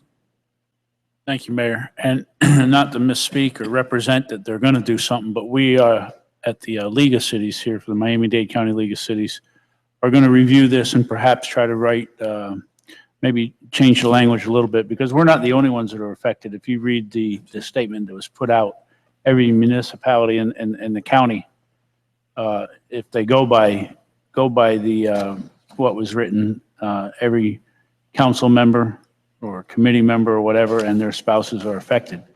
And we do a tremendous amount of giving to our community. And I think for us to sacrifice more nights out where we can take our spouses is detrimental to the job that we do. So therefore, I know that Mr. Weiss has spoken to Mr. Cooper, the executive director of the league, and we're proposing to bring something forward there as soon as we get an opportunity also. And I don't want to misspeak because Mr. Weiss and Mr. Cooper had the conversations, but I know that we plan on moving something forward there to help facilitate the problems that have arisen here as of late. There, if you don't mind, Mr. Attorney? There is some real frustration. I've heard, I go to the lunch meetings of the attorneys for all those cities, and there is some real frustration with the way that the ethics ordinance is being enforced. And I did have a detailed conversation with Richard Cooper, and he indicated to me that there was some real dissatisfaction on behalf of league members. I think having on different subjects with the way that the Ethics Commission was operating and some of the rules, he did offer to sit down with us and to sort of strategize with sort of how this goes, what's the right way to do it, and all of that. And I think that would be a very good idea to sit down with them and do it with him. And the question I would ask, and I've asked some of you, but if this needs to be done tonight because of some pending issues, then you make, if there's no immediate need to do this tonight, I think we have a good basis. And if some of you have questions, then you could do it another night. But it's here and it's ready for you to vote on because that's what you asked us to do. But that's up to you as to whether it's sort of an immediate issue or whether it can sit. Because what I would do if you decide not, I would meet with Mr. Cooper, might have him at the meeting, because the mayor's expressed to me that it would be very good to be with people on something like this, as opposed to be alone, to have some cover and some friends in high places. So, but as to the urgency of it, that's up to you. Mr. Roth?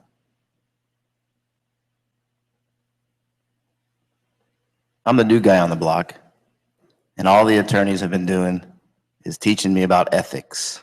And I understand that this is an ethics issue, and I'm willing to wait till we get it right and maybe join forces with the League of Cities so that we come in not as the city of Homestead, but as a group of individuals who care about what we're trying to accomplish here.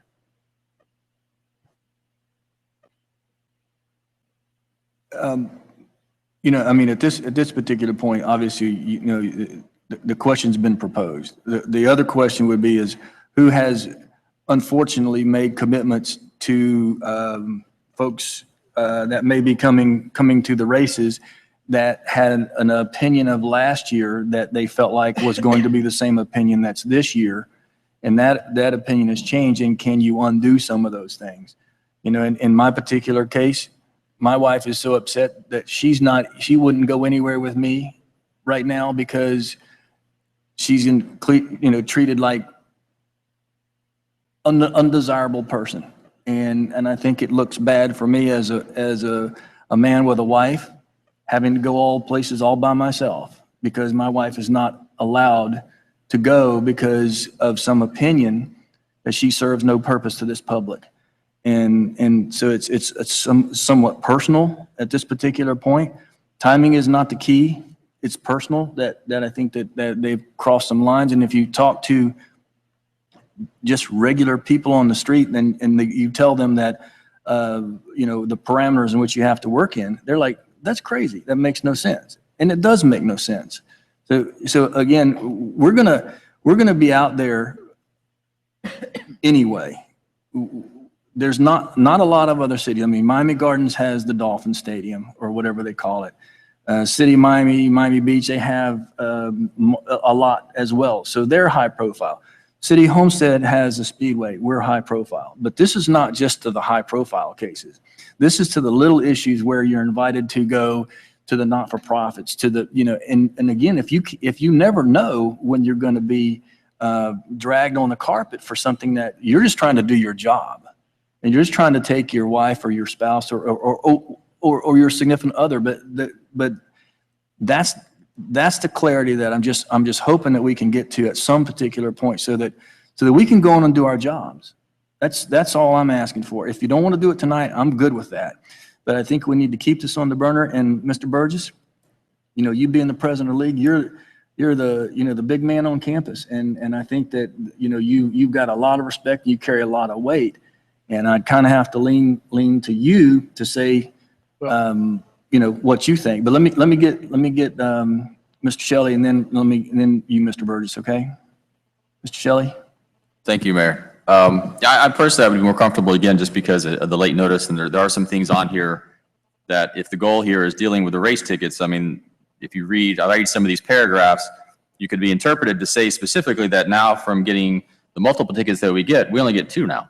Because if you read it in its strictest form, then it changes things as well. So the thing I don't want to do is rush tonight. If the goal is if there's a reason to accomplish a certain goal, then this may or may not accomplish that goal, or it may muddy the waters up even more. And now we're coming back and having to pass a resolution, amending our resolution to get further clarity. So I just want to make sure that if we do this, we do it right. I concur with everybody in that I do agree principally that we should be the deciders of what is or what is not a public purpose. I think that all of us know that we're out there working very hard on behalf of the city. We have to, part of our job duties is go to events that we would much rather be spending time with our family and doing other things, but because we want to make sure that we're good stewards of our city, we want to represent our cities. And also when we show up, it helps bolster the organization and the events that we're attending. So I think clearly there's a public purpose for all of us attending those events. But so I would like to further this discussion, but I also like the idea of joining forces with some of these other cities that have similar problems, so that it's not just a Homestead issue. From a public perception standpoint, Homestead's come such a long way in rehabilitating its image, countywide and statewide.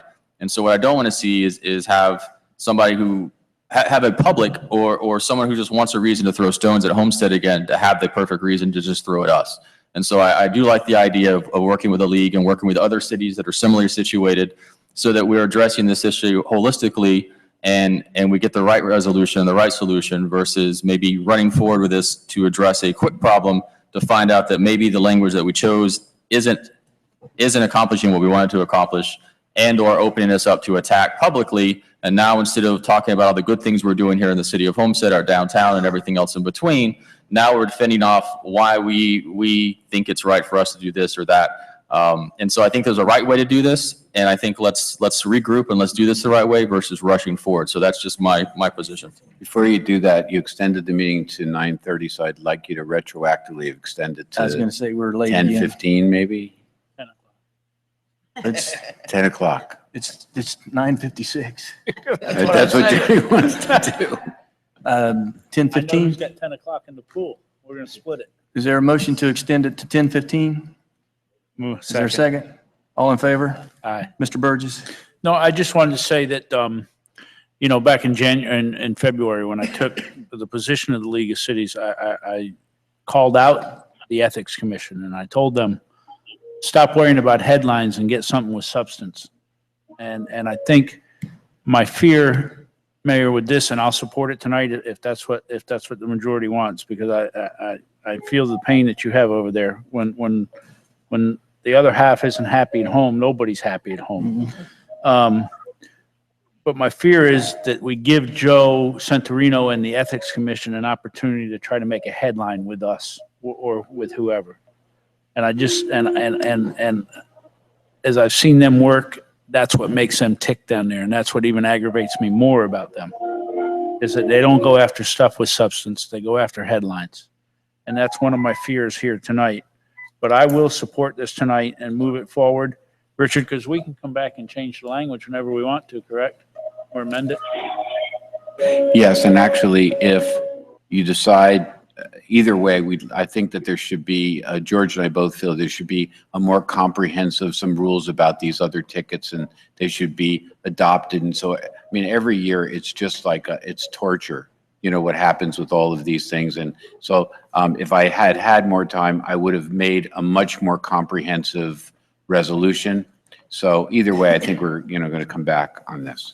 So I'll make a motion to move it tonight and bring it back if we need to for an update or a revision or whatever it is in the near future, because this doesn't just affect this weekend. This affects year-round, everything, every day that we're invited to go somewhere.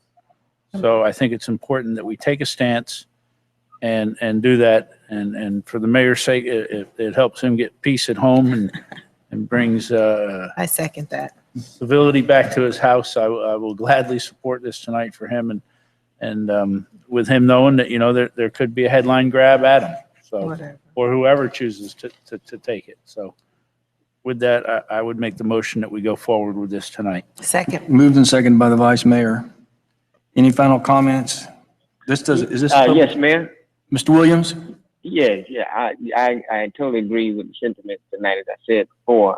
And I just think sometimes, and I just give you an example, you know, when we get these tickets, you know, it becomes so, you know, you're fearful to give something out that, you know, because you don't want to come back and it just becomes so intrusive, you know, with your personal life and all of that kind of stuff. And I think that taking this issue a stand, you know, in conjunction with going forward with the other leagues, other cities, to put together a more comprehensive one. But I think that this was at least, you know, help us with the purpose of that, for, you know, things to come down the road. And I think that this is something that I believe is very good. It's a start. It's not a perfect document, but it is something that that should be done. So with that, I support the item.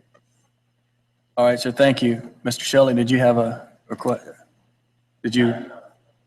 Go ahead, sir.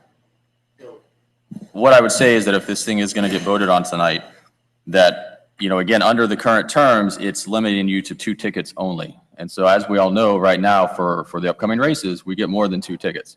So if you pass this tonight, there's potential that on a strict rule reading, and you can ask the city attorney his opinion, that any ticket beyond 2 would then therefore cause a violation.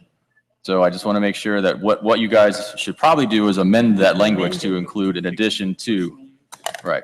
So somehow specify that so you guys, we don't end up in a catch. I'll tell you what our thinking was. First of all, I think it's a good amendment, but just so you understand what our thinking was, the Ethics Commission has already said that certain uses are okay, giving them to volunteers, giving them to board members, giving it to supporters of the city. So those are already legal. And so what this was doing is adding to the list of things that are legal. But I think that a very simple amendment saying that in addition to the uses that are heretofore been authorized by the Ethics Commission, that 2 tickets shall be issued for city council members, so that we're including their whole list of things that we've all been operating under and adding to it, as opposed to taking any chance that we're subtracting from it, and that way we'd cover it. Is that what you're talking? I agree with that. The maker in the second agree to? Second. Okay. Okay, you got that then? I got it. All right, so it's a public hearing. You can open it to the public. There's nobody here, but you're welcome to come up and speak if you like to. Close the public hearing. Roll call, Madam Clerk. Mr. Mayor, as long as we're amending, first of all, we had a motion on the amendment? Yes. And we had a second? Yes. And did we vote on the amendment? We didn't vote on the amendment. No, we First didn't. you- This is on the amendment. This will be on the amendment. Okay, I'd like to add one other amendment. As I'm reading this thing, and again, I apologize, we don't like to do things fast, but we did this fast. I think you should authorize us to add a whereas clause specifically dealing with, I'm going to call them significant others. And that the fact that, as I think about this, I mean, it's really protocol. When you're invited to something like this, if you're invited to dinner with something, it's really protocol to bring, if you have one, to bring a significant other with you.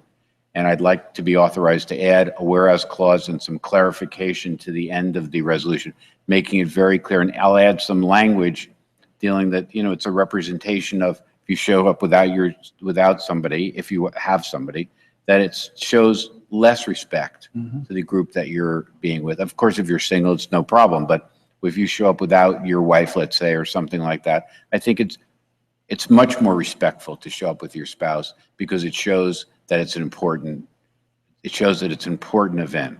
And I think that if you could authorize me to make those additions to it, I would like those two as the second amendment. So you're voting on Councilman Shelley's amendment. You didn't make to move that amendment? John Okay. made the amendment and Patricia seconded it. Why don't you include my comments in your amendment? Is that all right, Mr. Burgess? Okay, and is that all right with the second? Yes. So we Okay, gotta so vote just on vote on both the of- amendment first. On the first amendment? He didn't make the first amendment as a whole. Okay. Okay. Roll call on the amendment. Councilman Burgess? Councilman Shelley? Yes. Councilman Williams? Yes. Councilman Roth? Yes. Vice Mayor Fairclough? Yes. Mayor Porter? Yes. Motion carries. And on the original motion As as amended. amended. Roll call. Councilman Williams? Yes. Councilman Roth? Yes. Councilman Burgess? Yes. Councilman Shelley? No. Vice Mayor Fairclough? Yes. Mayor Porter? Yes. The motion carries. And we will work with Councilman Burgess in terms of coordination with the league. The league has a meeting here in Homestead on December 3rd. We're hosting the League of Cities. And Mr. Cooper said that if we want him to, and it's a matter of strategy and talking about it, he'll have a resolution, if I draft it, he'll have a resolution on the December 3rd agenda for the League of Cities. So we'll talk about the right way to do that and move forward with that. Okay, great. Okay. The next one is Tab 23. tab 23, the budget amendment. Staff report. Staff recommends that mayor and council approve and amend the appropriations for departments within the general fund for fiscal year 2015 budget as per attached Exhibit 1. The total budget for general fund will not be affected. According to Florida Statute 166.241, Section 2A, appropriations for expenditures within a fund may be decreased or increased by motion recorded in the minutes if the total appropriations of the fund is not changed. Throughout the fiscal year, some departments within the general fund incurred the expenses for reasons detailed in Exhibit 1 that were not contemplated during the budget process. Appropriation for those departments is required to be amended, but the total appropriations of the general fund will not be affected. Okay. Questions from council? I will open for public comment. Seeing none, hearing none. No one here to speak in support or opposition. We'll close public comment. Any additional questions or comments from council? I'll entertain a motion for approval. Properly moved and seconded. Any final comments from council? Roll call. Councilman Williams? Yes. Councilman Roth? Councilman Burgess? Yes. Councilman Shelley? Yes. Vice Mayor Fairclough? Yes. Motion carries. And the last item is the item that Councilman Williams added regarding the allocation of funds within the budget. Councilman Williams? Yes. Thank you, Madam Vice Mayor. Back during our budget hearing, we had allocated $20,000 to be put into a special event fund. As you all are familiar with, that the MLK musical was not funded, or we were looking for more backup material, which we never really got. And so it was the consideration of one of the council members to put it, I think on the recommendation of the finance director, Carlos, to put it in a special event fund. So if there was something that would come up, that those monies could be used for it. Well, on Monday, as many of you all know, we will be feeding the community within the city of Homestead and the Southwest area in particular. Last year, we fed almost 380 people. We had live entertainment, catered food from different vendors, and also had just a cohesive environment for the Thanksgiving season. Many of those persons that cannot or does not have family or what have you really enjoyed it last year. And so I would ask, hopefully the pleasure of the council would allocate a certain amount of funds to continue to put on that event out of the $20,000 that was budgeted, but was put together or put into a special event fund for that area. Any questions or comments from council?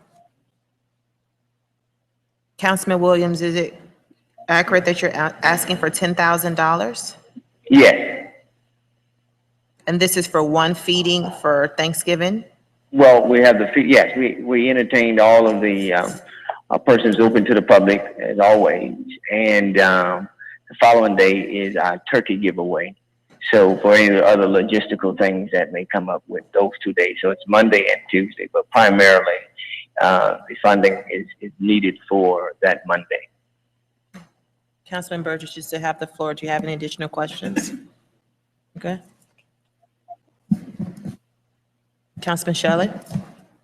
I remember from that conversation, I thought that we kind of envisioned using those monies for, when we said special event, it was going to be related to maybe doing something within the theater, some sort of programming there.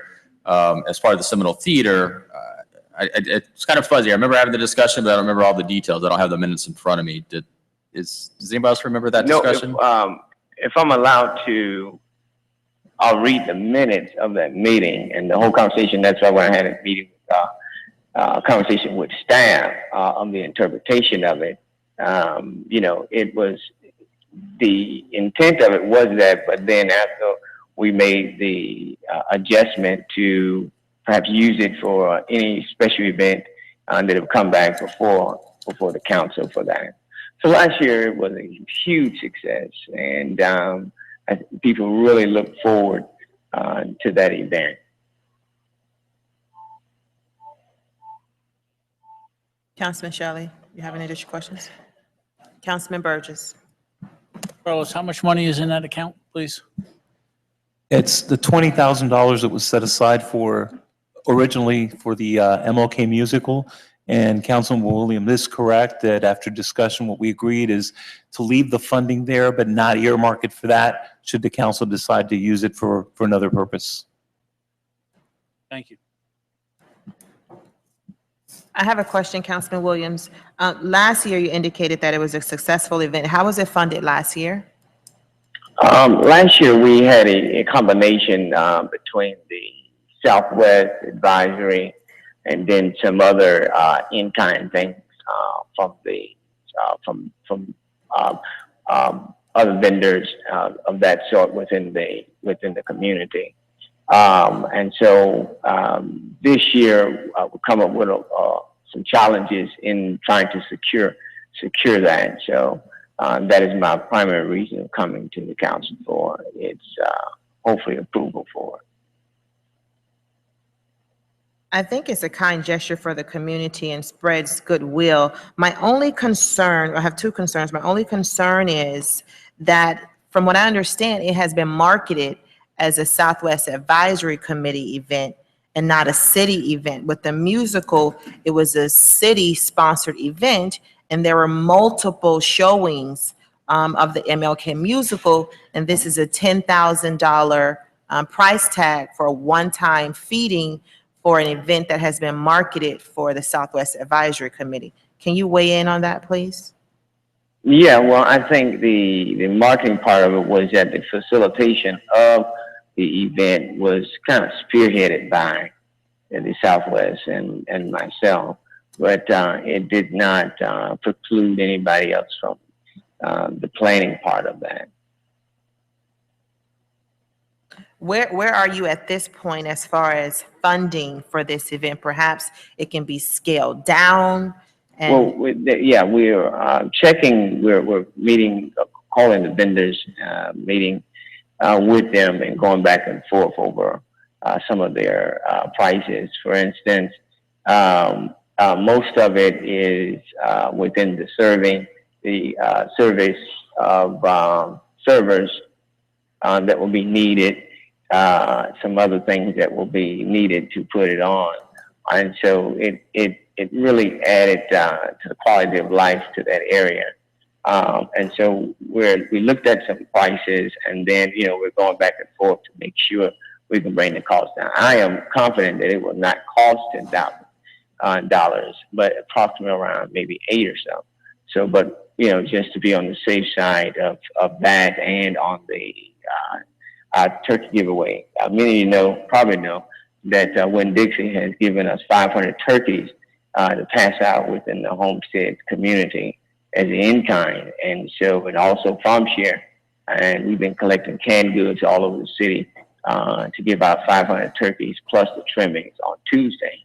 So it's almost like an event with, right after each other that will, help improve the quality of life, and then also, bring about some a spirit of happiness within that community. Thank you, Councilman, for the response. I think it's a worthwhile event. I think it should happen. What I would recommend and what I would personally proffer is to support it through my PR funds and personally to help make this happen. If perhaps we can pull together, as we have in other events, to kind of chime in and chip in to help support the event, as opposed to allocating a large sum of money for this particular event. So that's what I would feel comfortable doing at this point. Any additional questions or comments from council? Vice Mayor, this was for the $10,000? $10,000 to offset the cost for a Thanksgiving feeding. And this is on Monday, correct, Councilman Williams? Correct, right. This is on Monday. But we've been going back and forth with staff about the interpretation of it. And so that's why it's before us now. So at this point, I'm willing to support it through my PR funds and my personal funds. At this point, I'm not sure if there is a consensus from council to authorize the approval of $10,000 for this event. I tend to agree, Vice Mayor. Yeah. If people are going to support it from their own funds, no motion is necessary. If you're going to take it from the fund that Councilman Williams has requested, well, can I ask this? Then what portion of that could a portion, maybe not 10 or what have you, so that at least we have a kind of amount to work with? I have a problem in scaling it down and then going with your recommendation and such. I'm sorry, can you repeat your question? I heard you say what portion of that?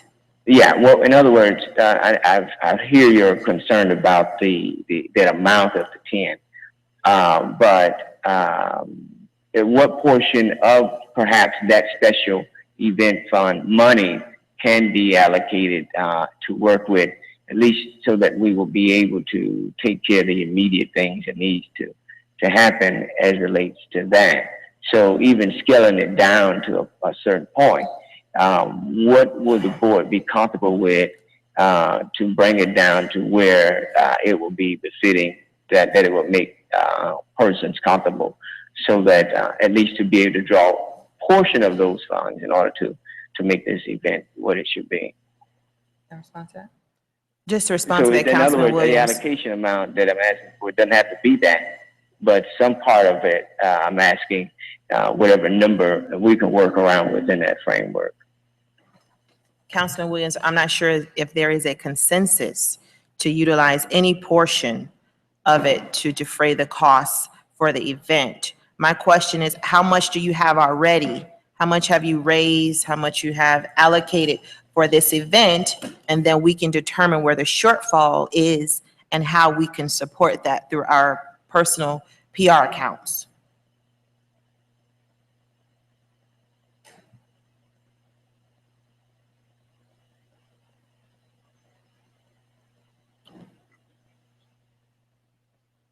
Councilman Williams? Yeah, I'm here, yeah. Okay. Do you have an amount that you have already collected so that we can Well, we have determine the gap? pledges. We've not collected, we have pledges. We've not collected any of that amount. You know, some of it is the insurance costs that could be waived through one of our vendors. And so there's not a particular dollar amount associated with what we have raised, which is calculating through what we have gotten back through issues of what it would cost. And so I would not come to council if I didn't believe that it was a worthy cause to even ask of such. So. Has the Southwest Advisory Committee committed any funds from their expense account? I believe that it's about 2,000. But don't quote me on that. I didn't get the final number from Selena tonight. So if they potentially allocated 2,000, then does that mean that there's an $8,000 shortfall?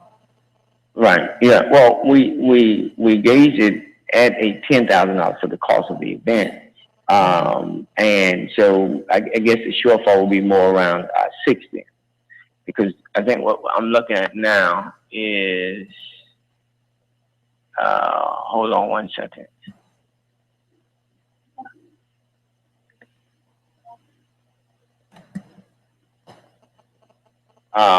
Of course, it's really basically the food, you know, the servers is where the big, the setup and the service where the big cost is. And we're working on that to get that cost down. That's around about $3,000. So we're working on that to get that down some. Okay. So you have an itemized budget for this event, Councilman Williams. Perhaps if you can provide it to us, we can see Sure. how we can chip in. I'm willing to chip in, but is for the actual food that we've been in negotiation with Publix, that they have given their commitment of their lowest cost. And the other is the setup and servers, and then the entertainment that we're going back and forth with the entertainment person that have a live band and all of that. And that, I think, was around maybe right under 1,000 or so that we're trying to go back and forth and negotiate. if for setup and servers, I met with a pastor from Core Community Church, and a large part of his congregation would like to support the event. I gave the information to Selena as I was meeting with him. Perhaps Core Community Church can assist with setting up and serving, and that'll help eliminate that cost. Has Right. Selena They've communicated never that called- to you? They've never reached out to me, so I have no, this is the first time I'm hearing of that. Oh, yes, I've met- not got anything from them. I met with them on Monday, and as I was meeting with them, I invited Selena to come in because he had asked me how his church can support Thanksgiving efforts throughout the community. They wanted to serve. So I provided her his contact information, and I assumed she would communicate that information to you. But at any rate, they really, really would like to get involved with this, and I think they can help eliminate that setup and serving costs because they have a very active congregation that is very interested in participating in this event. Okay, well, like I said, they've never approached me. I've not got ever a phone call from them, nor has Okay. they conferred that to me. But however, whatever the board decides is fine with me. We'll do something to make it work. But, you know, I guess my next question is then what will be considered, because the purpose of not reallocating it to, you know, whatever the musical was. So give me some guidelines then on what we would use, because it sounds like it's just the interpretation of what you're saying. So what are the guidelines for special events then? What the guidelines for? I'm sorry. Yeah, special events, right? Because it seems as though that, you know, it's not as a special event for the community. So what are the guidelines in the money sitting there? We've already said that the MLK musical was not going to work because I was willing to forego it. And then it was at the recommendation of one of the council persons. And I'll just read the minutes to you all. And it's on December 8th, 2015. And it's on page number 4. And it says that the finance director, Perez, inquired of Councilman Williams if he would prefer the funds to be kept as a special item and not earmarked for the MLK musical. This way, if something should come up during the year, the funds could be appropriated. Councilman Williams responded that he would listen to his colleagues' comments, but he preferred not keeping the funds as they could be appropriated to another culture area. He added that the MLK musical could work within the framework of and in partnership with the Seminole Theater.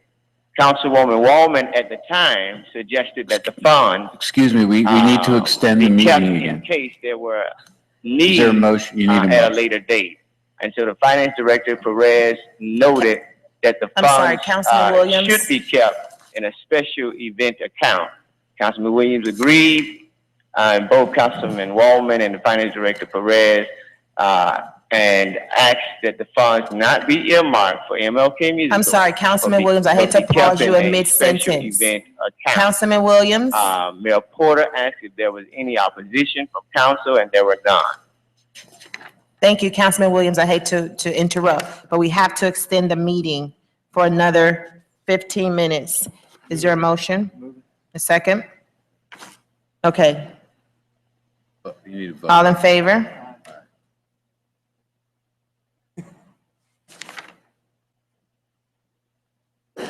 No? I'm checking the rules. I think it needs to be unanimous. Okay, we have another 15 minutes. Did you want to continue? No, I finished. I read it. I read it all, Okay. that portion. Can we get clarification on what constitute a special event? From my understanding, special events would be considered city events. As such, the MLK was a city event that we essentially pulled funding from and put in this pot for special events in the event that one occurred. But those were city events. This event here was originally a Southwest Advisory Committee event, but because the funding streams did not come in time, then there was an effort to come to the city for funds for this special event at the 12th hour. Okay. Councilman Shelley? I don't think that I would disagree with that, but because it is for the city. I mean, it's for whether Parks and Recs are putting on something or whether boards are putting on it all. To me, my idea of it is an event for the city, to where the city is getting the publicities on Facebook and all of that kind of thing. And so in trying to allocate or however determine, I guess, going down the road, then, you know, I've listened to staff, as it says, to put it in a special event. Otherwise, I would have made a stronger argument on to name it or so. But they said not to, well, it was agreed upon that not to allocate it to anything or any name, but other than put the money in the special event account. Not that it will be a special event, but to put the money to a special event account. That's what the interpretation minutes that I've read. Understood. Councilman Shelley? Thank you, Vice Mayor.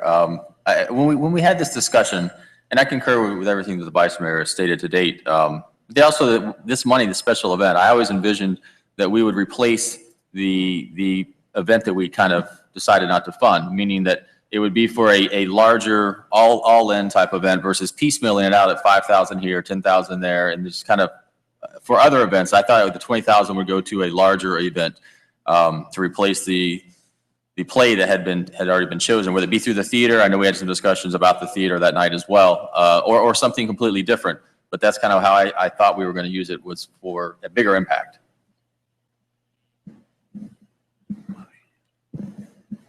Thank you, Councilman Shelley. Is there a motion to approve the $10,000 allocation for the Thanksgiving feeding?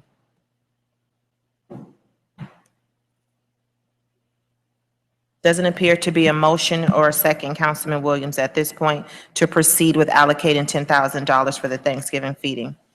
However, if any council person would like to follow up and reach out to Selena to support this event, then you definitely have the autonomy to do so.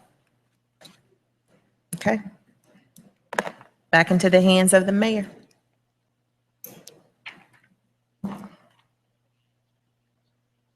So we got reports from the Manager. manager. Nothing to report, Mayor. Anything from the attorney? No, sir. Councilman, report, Mr. Williams? Reports from Mr. Williams?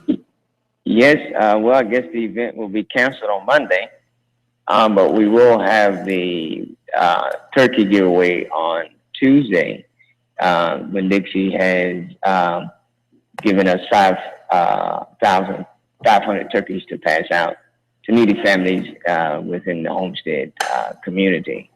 And so we will be there from 5 to 8 doing that. And so want to make the community aware of such. But at this moment in time, all the work that has been, the sweat and efforts have been put into this. And then with staff taking it to the point of saying to me, as Kate said, oh, I don't see a problem with it.